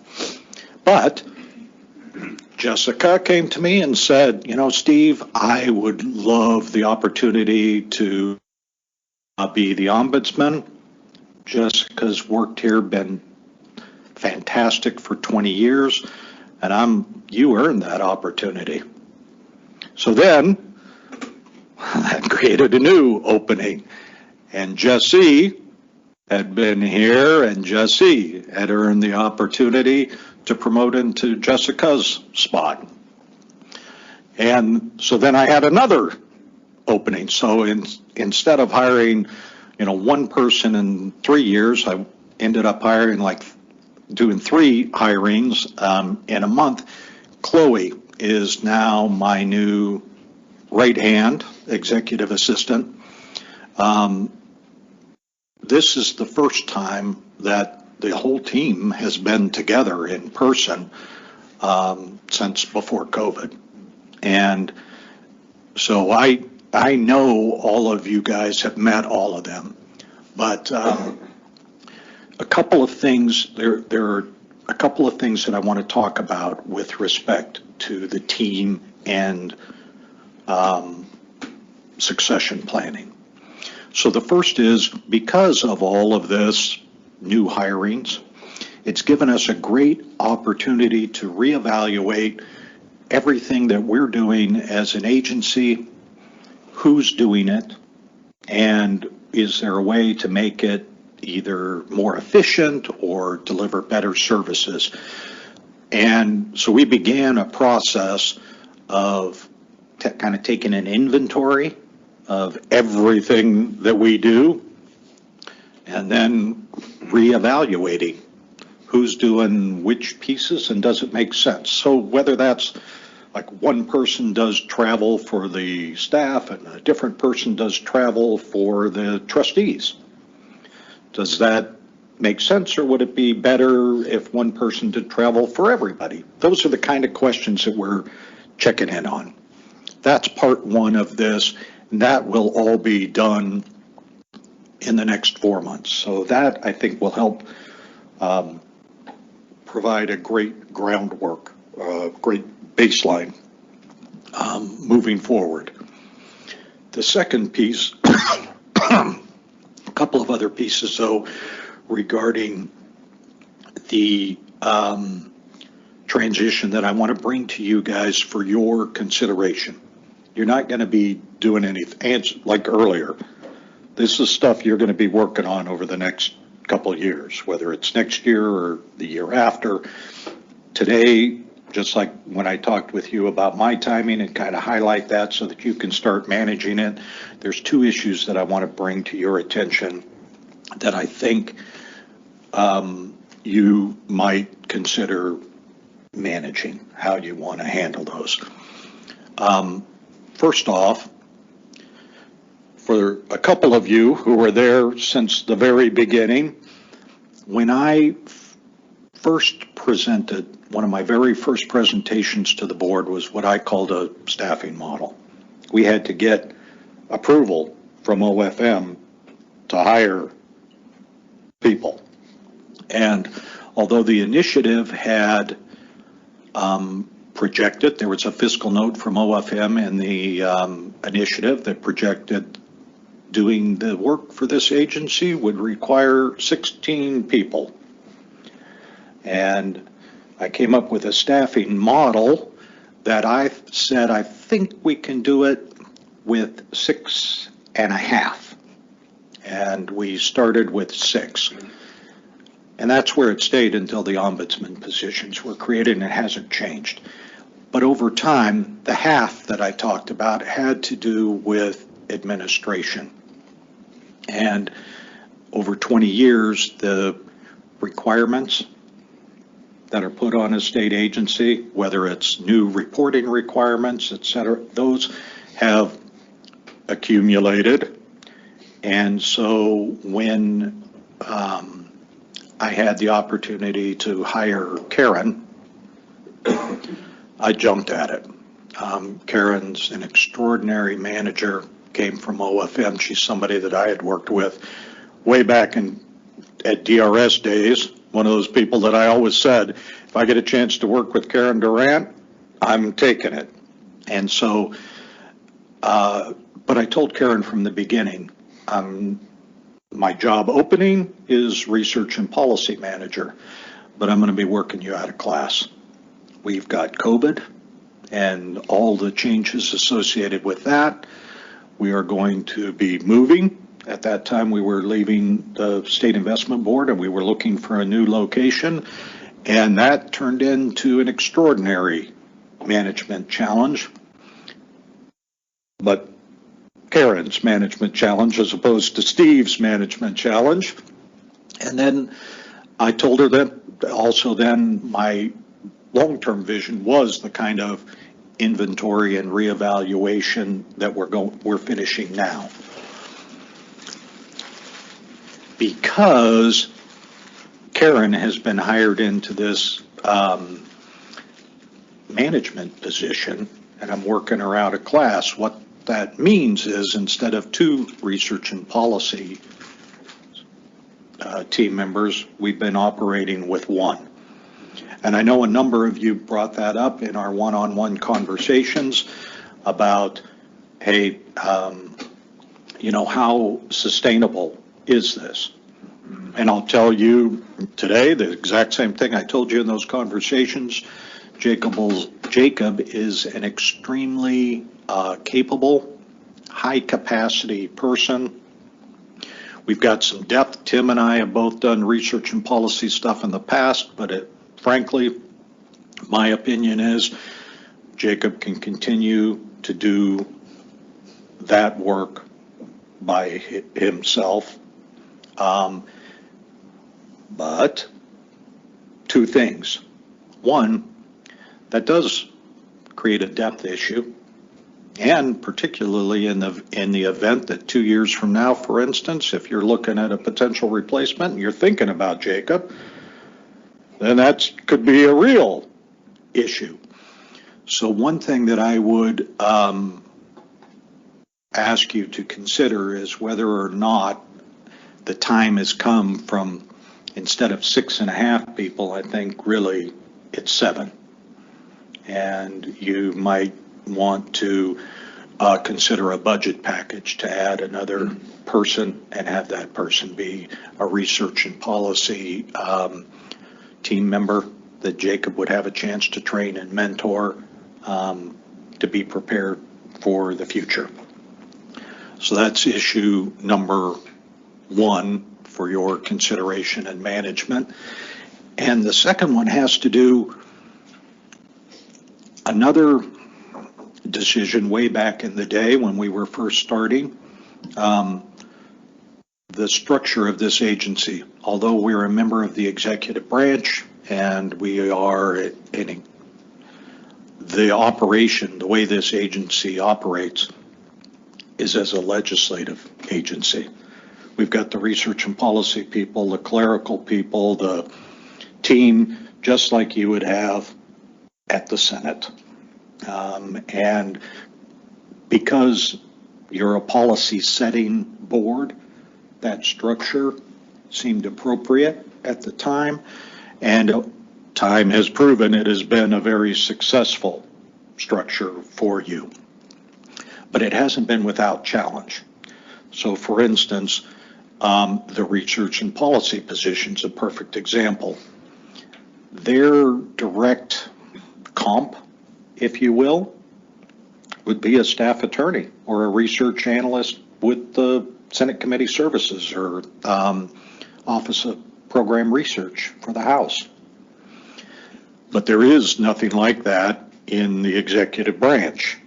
And so when it comes time for setting salaries, when it comes time for recruiting, retaining,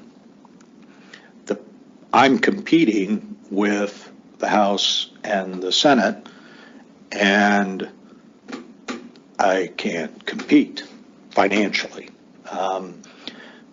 We did receive a request recently for an exception to be able to give Jacob a well-deserved raise to match an offer that he was getting elsewhere so that we could keep him. But that is also something that I'm concerned about in terms of sustainability. And I know that's an issue that a couple of you have raised with me over the years, but coming up with a salary scale that takes into account two different things. One is who we're competing against, which is the legislature, in all honesty, here in Washington. But also, if you do a recruiting, for instance, for my position, what you're likely to find is that other states pay a premium for pension expertise that Washington doesn't. Now, me personally, I am completely happy and completely satisfied. So I don't have any concerns whatsoever about my salary. I love what I do, and I feel that I am fairly compensated, have been.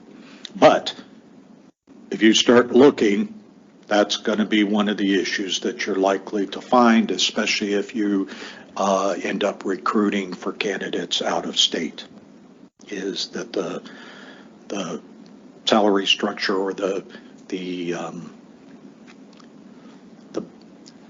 compensation for pension expertise, again, it's just part of, I think, part of the executive branch. I know the State Investment Board has dealt with that in terms of hiring investment professionals.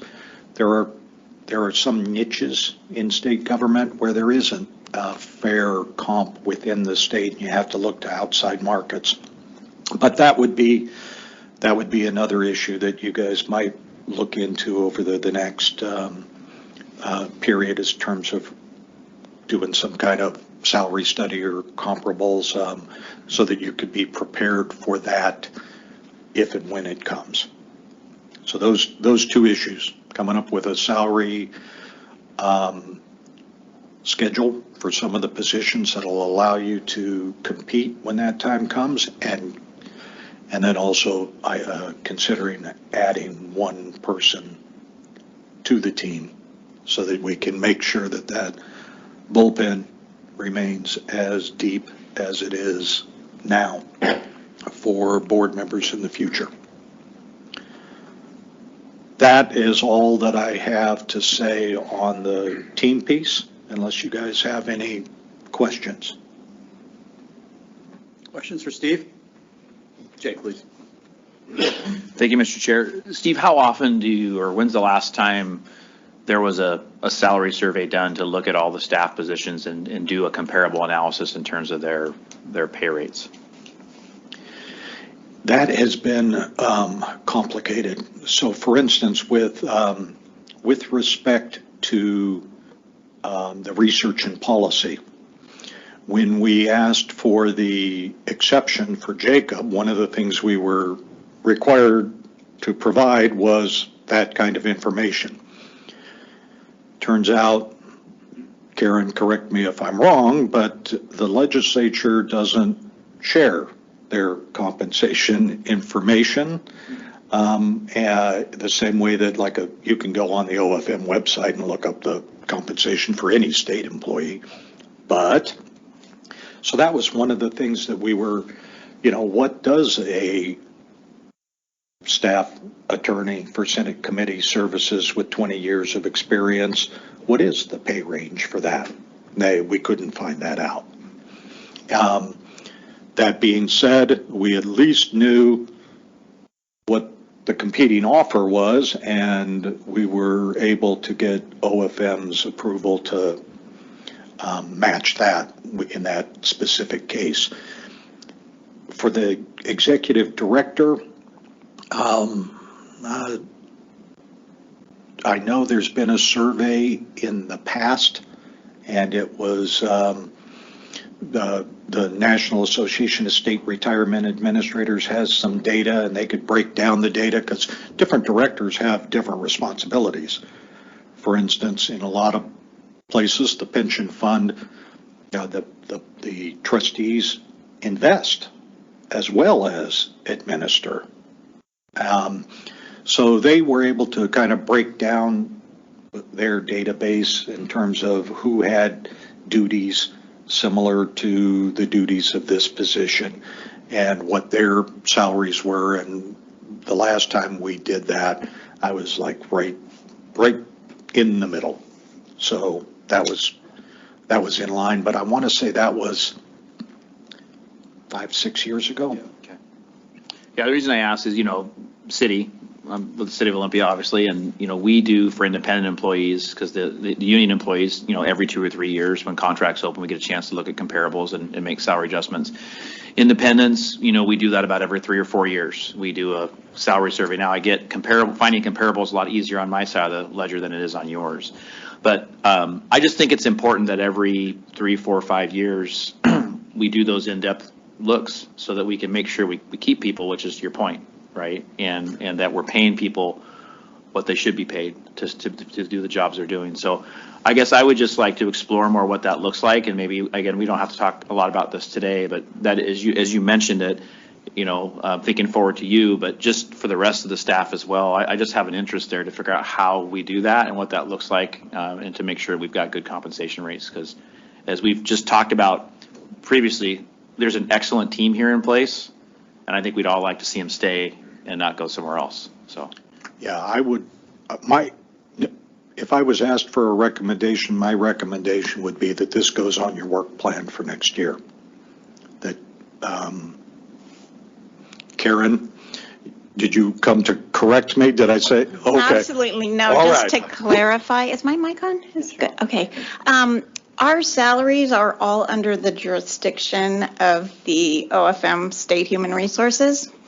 And the positions are all Washington Management Service. They're bound by bands. And the bands have not been adjusted for anything other than cost of living approved by the legislature since the creation of Washington Management Service. So as you could imagine, high-level professional positions have bumped up against that. OFM staff and ledge staff who we would compete with, and I came from OFM, they're exempt. And so those salaries are based on, what's happening in the market, what competition there is out there. OFM State HR is supposed to be the ones looking at salary surveys.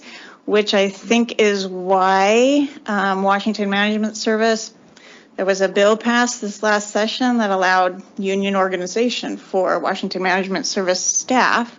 The scope of that bargaining is exclusive to the salary bands, so TBD. So that's some context. Thank you, Karen. So, Steve, you had said that our staff is kind of a unique staff because we're considered legislative or the executive branch, and yet we're not in that category. How unique are we in that? Are there more agencies, state agencies that fall in the same category, or are we unique enough that we can carve out somehow? Well, we are unique in that we're an agency that's governed by a board. We're not essentially an executive cabinet agency. We're kind of a hybrid. The board's appointed by the governor, but you guys are the executive body. So we're unique. We're more like the State Investment Board. They have a different compensation structure than the rest of state agencies, if you will. Other state agencies also have provisions in statute where they have some more exempt positions. Steve's position, if you weren't aware, was originally questionable, governed by the authority of OFM State HR. The board had to sponsor a bill and get it out there so that you had jurisdiction over setting his salary. So his salary is different than the rest of the staff positions. So I would say that we're unique. Unique as in we're possibly the one organization or the one? I would say that there's similarities to other organizations that are governed by boards, or that we could make the case that certain positions are similar to legislative or OFM positions that are exempt. There's two levels of exempt in state government, and we won't get into splitting those hairs right now, but those exempt positions like a OSA, for example, they don't have bands necessarily that we are privy to. The legislature has recently gone through a big compensation study and developed bands for all of their exempt staff, just so there could be some transparency. But when we tried to get access to those bands, that wasn't something they were willing to share. Less transparent? Transparent in the organizations, I guess. Can you, just for clarification, I remember going through that process when we tried to get you taken on the outside. Steve's wages are paid for through our pension program, right? Correct? All of the wages, Right. all of the operating, Right, yes. that's where I was Yes. going. That's what Pat and I Yes. were talking about. Our entire process is funded by what we have there. Exactly. Okay. Same thing with the. Tor, is our wages, I know you're assigned, but are you paid through, I don't know that. That, I believe the AGO bills left to for my time and services, okay? So I will, but I'll, thank you for the segue though, or the opening, because now I'll just add my 2 cents to this equation, and just in support of what Steve said earlier. Based on personal experience, we've had to have a couple of recruiting cycles at the AG's office for people with pension or investments experience, okay? Recruiting from the same broader pool, I guess is how I would characterize it, as maybe Jacob might belong to. And with the AGO is now the AAGs are represented, and there are now salary bands. And those salary bands are not competitive nationally with attorneys who have any pension experience whatsoever. It's almost impossible to compete. The only way that we can at the AG's office that I feel like the only way we can is if we luck out and find somebody who has a spouse or some other reason that they want to move to Washington, right? In which case, that is a destination employer, right? And that has been,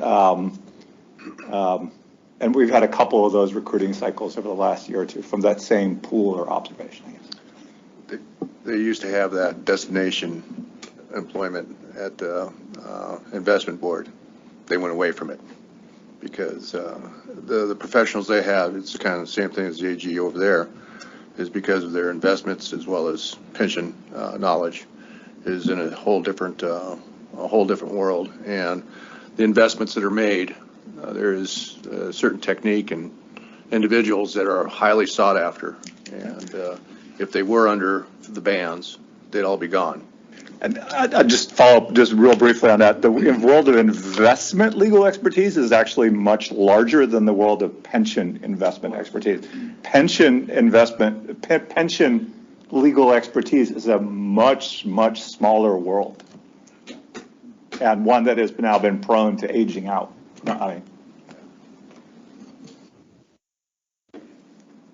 I appreciate you not looking me directly in the eye as you were saying, age you out. But we knew who he was talking about. yeah. And that's the second piece that I want to bring to your attention today. I think this is a couple of topics, in addition to maybe the timing that we talked about with respect to me. All three of these things should be on your work plan for next year, and we can start supporting you to help what you figure out what you need and what you want for the eventual succession. I know that we went through an exercise, I think it was September, where I had identified all our different steps we're going to take, our future steps for our work plan. So our process then, are we thinking we would just come back in November and then maybe have a brief presentation on this so we can have action by the board to add it? No, the process-wise, what would probably happen is at your first regular meeting of the year next interim after session. By May. May, for instance, we would bring to you a list of topics for your consideration at that time, and we would have these on that list. And then you'll be able to prioritize these topics with the other topics that you'll be working on and figure out your work plan for next year. But that's... So if we were going to, if we revisit this in May, we take it as a board item, we work through the interim, and then if we were going to do anything legislatively, it would come back in 25. Yes.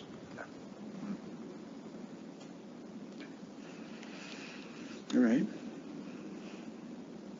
Seems like a long ways away. Yeah, go ahead. So that's my reaction.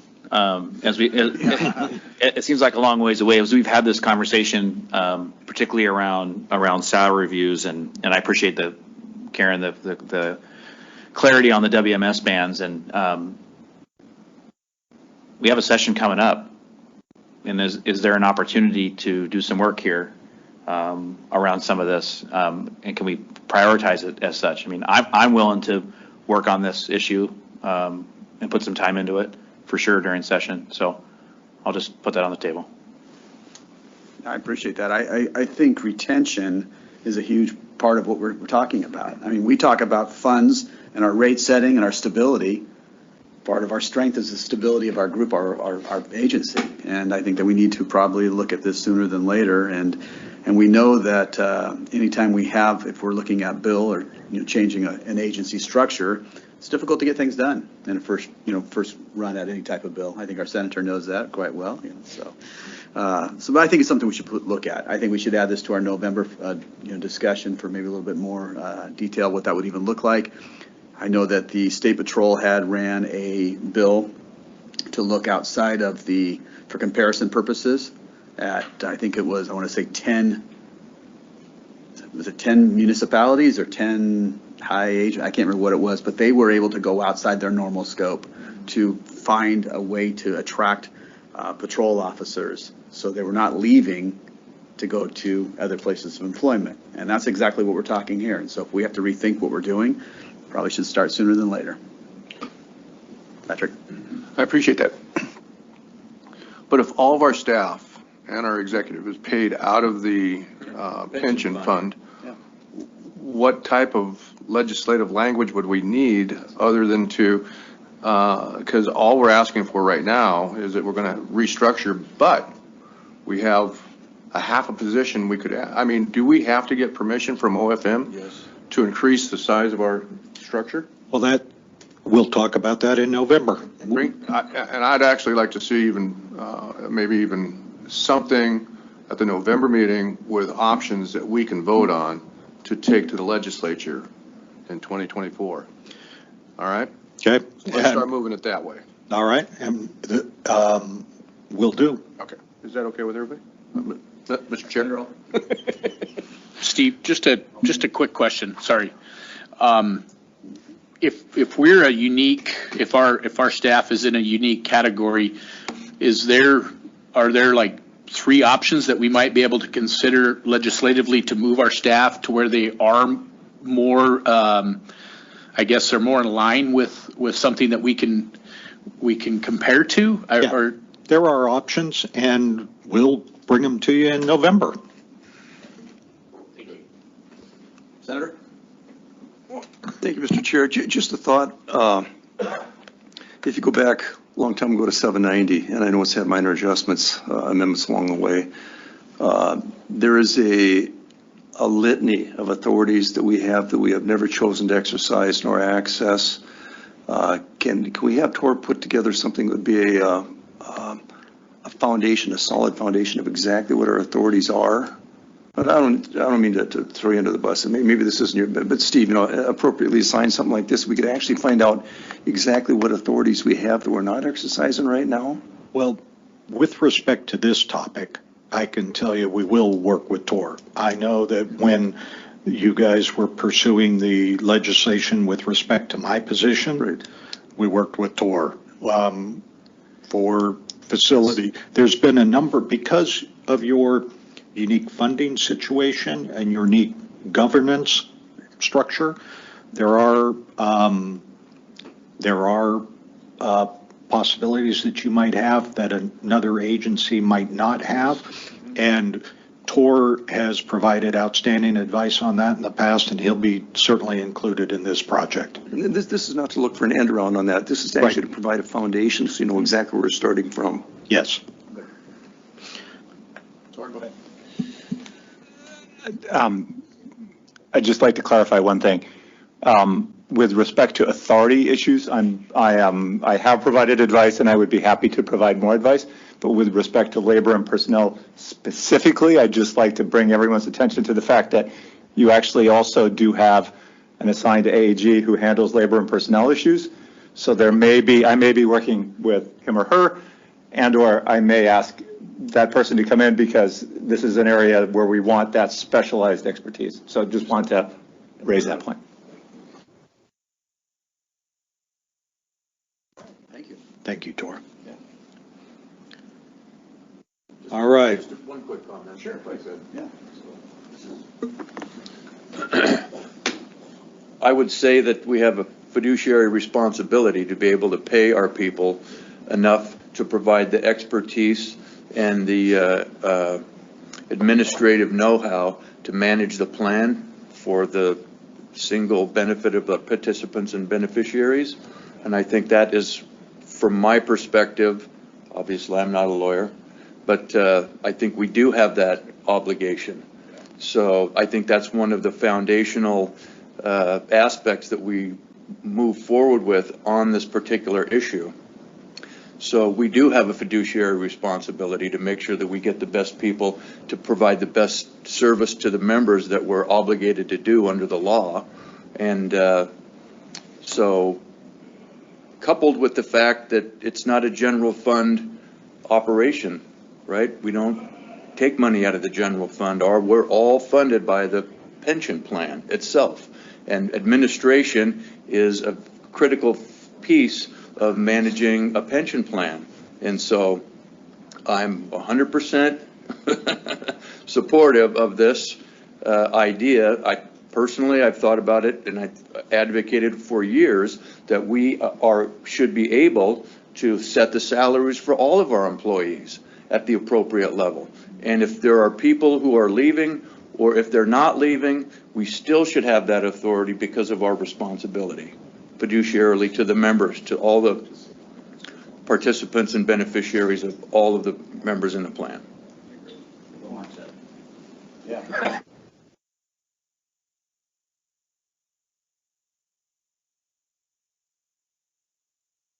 The final piece of the succession planning that I wanted to talk with you guys about today has to do with facilities. So as you'll recall, we actually used to have our offices right in this building.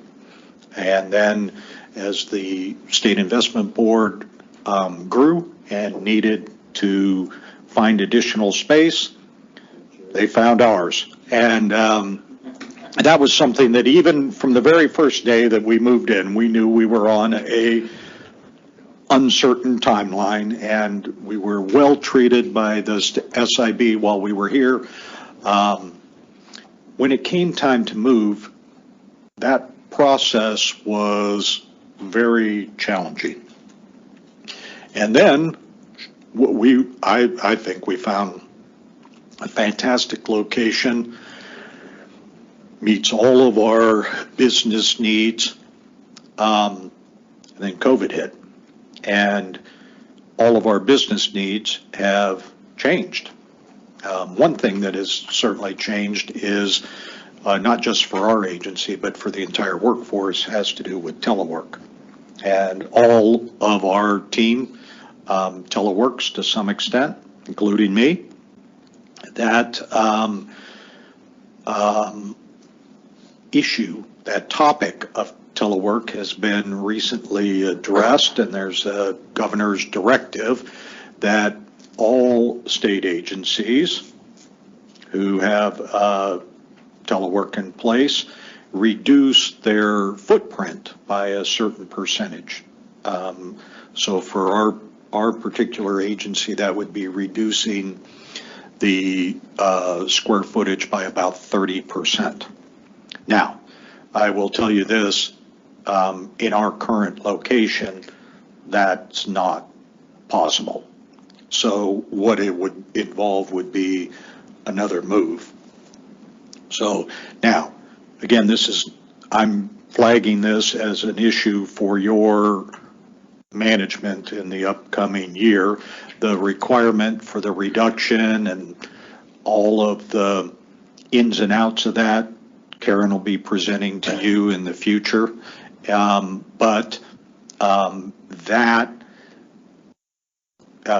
So it's not for today, but there are options there as well. In terms of what are the consequences if you don't meet the 30% reduction. So I wouldn't say that moving is a foregone conclusion, that moving will be a decision for you to make, whether you want to or not. And again, I would add that. So that as a fourth topic for succession planning, I would recommend adding that for your consideration as part of your work plan next year. The deadline is 2026, so you've got a little bit of time on that one, but it'll come quick, and it's one that's going to require your attention. There's pros and cons. We're in a great facility. We got a great rate.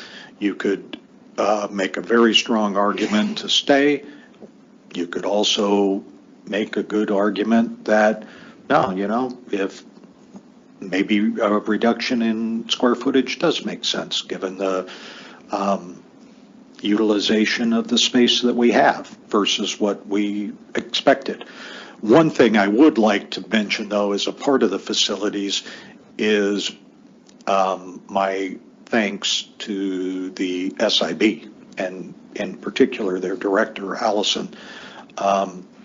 We had a fantastic conversation at the beginning of the year when she was hired regarding the boardroom, and she is graciously committed that as long as we're, flexible on scheduling, and as long as we take good care of the boardroom when we use it, that it is her intention to keep making it available to you for the foreseeable future.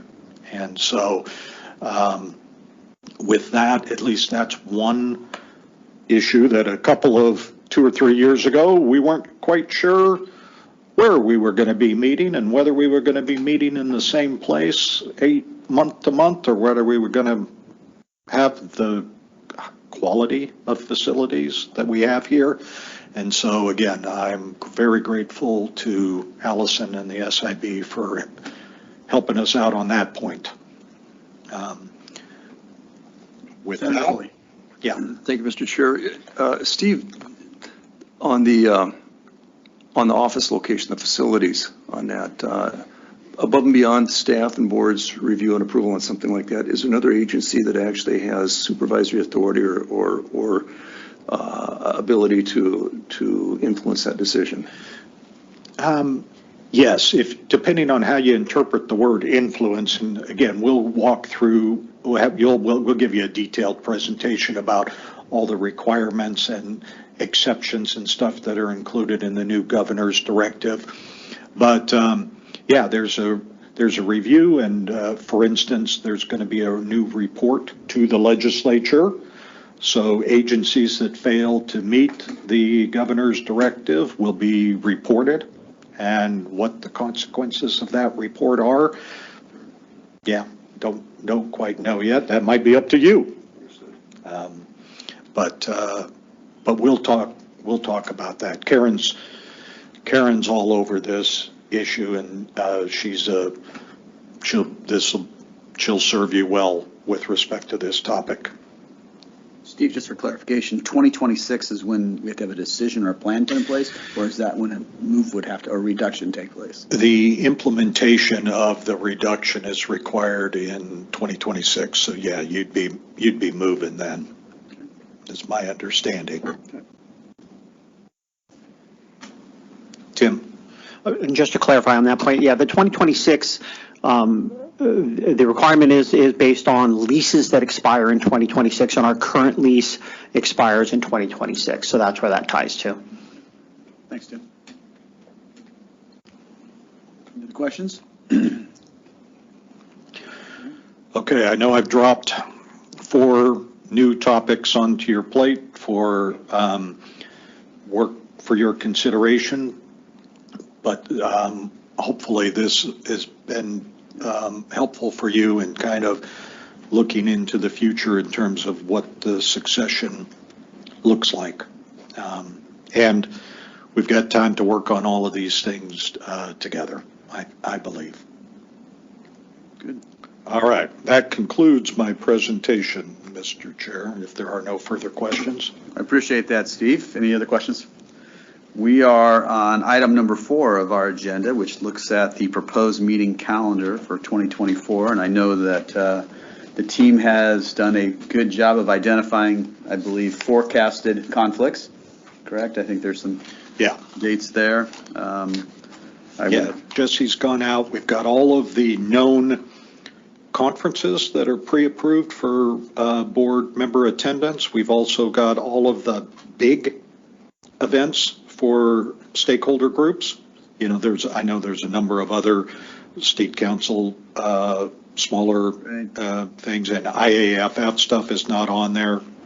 But as much as we are aware of, Jesse's taken that into consideration, and then also she's communicated with the SIB regarding their needs for their boardroom.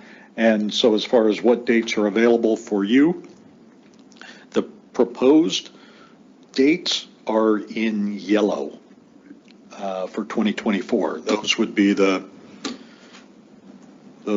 ones to look at to see if there is a conflict that we were not aware of. How do you want us to communicate?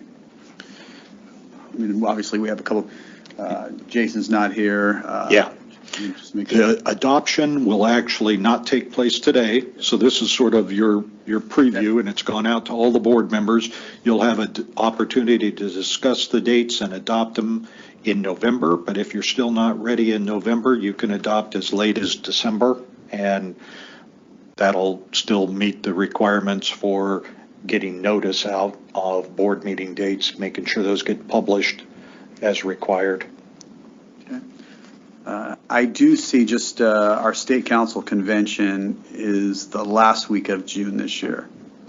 And so the red date looks better than the yellow date, but I will confirm that to make sure. I got it on my calendar for that week. I just want to make sure. The red date is a state holiday. The red date is a state holiday, yeah. Federal holiday. Yeah. Okay. So, but I'll check on that for sure. And then I know that we also, for our legislative, that's usually a briefing during January, February, March, a little April, correct? Yeah, the plan, again, this is up to you, but the assumption would be that those meetings during session would kind of match the meetings that you've had during session for the last couple of years. You're welcome to attend in person, but they'll probably be mostly remote, and they'll have an administrative update and a legislative update, but no new business or no decision items scheduled unless you intentionally add them. Right. Those are before us. We'll go ahead and we'll bring those back up to us in November for possible action. And then if you have any changes or have any concerns on a date, please share with the team and we'll figure out what we can do. Anything else? All right. Steve, I think we've completed our agenda. We did, as I mentioned from the very beginning, we did receive one public comment. I think we've handled that. We'll put off that also for action in November. You mentioned the staff, our changes with staff, so welcome and congratulations to those who have moved. Well deserved. Anything else? Tor? Mr. Chair, could I just confirm with you that the public comment was distributed to the board? That is correct. Thank you so much. Thanks for reminding me, Tor. Yes, sir. He's good. Mr. Chair, so moved. All right. Second. It's been, motion been made and seconded to adjourn our November meeting. All those in favor, first of all, any comments or questions? Seeing none. All, yes? No. All those in favor say aye. Aye. All those opposed and want to stay and talk to Pat? All right, we are adjourned.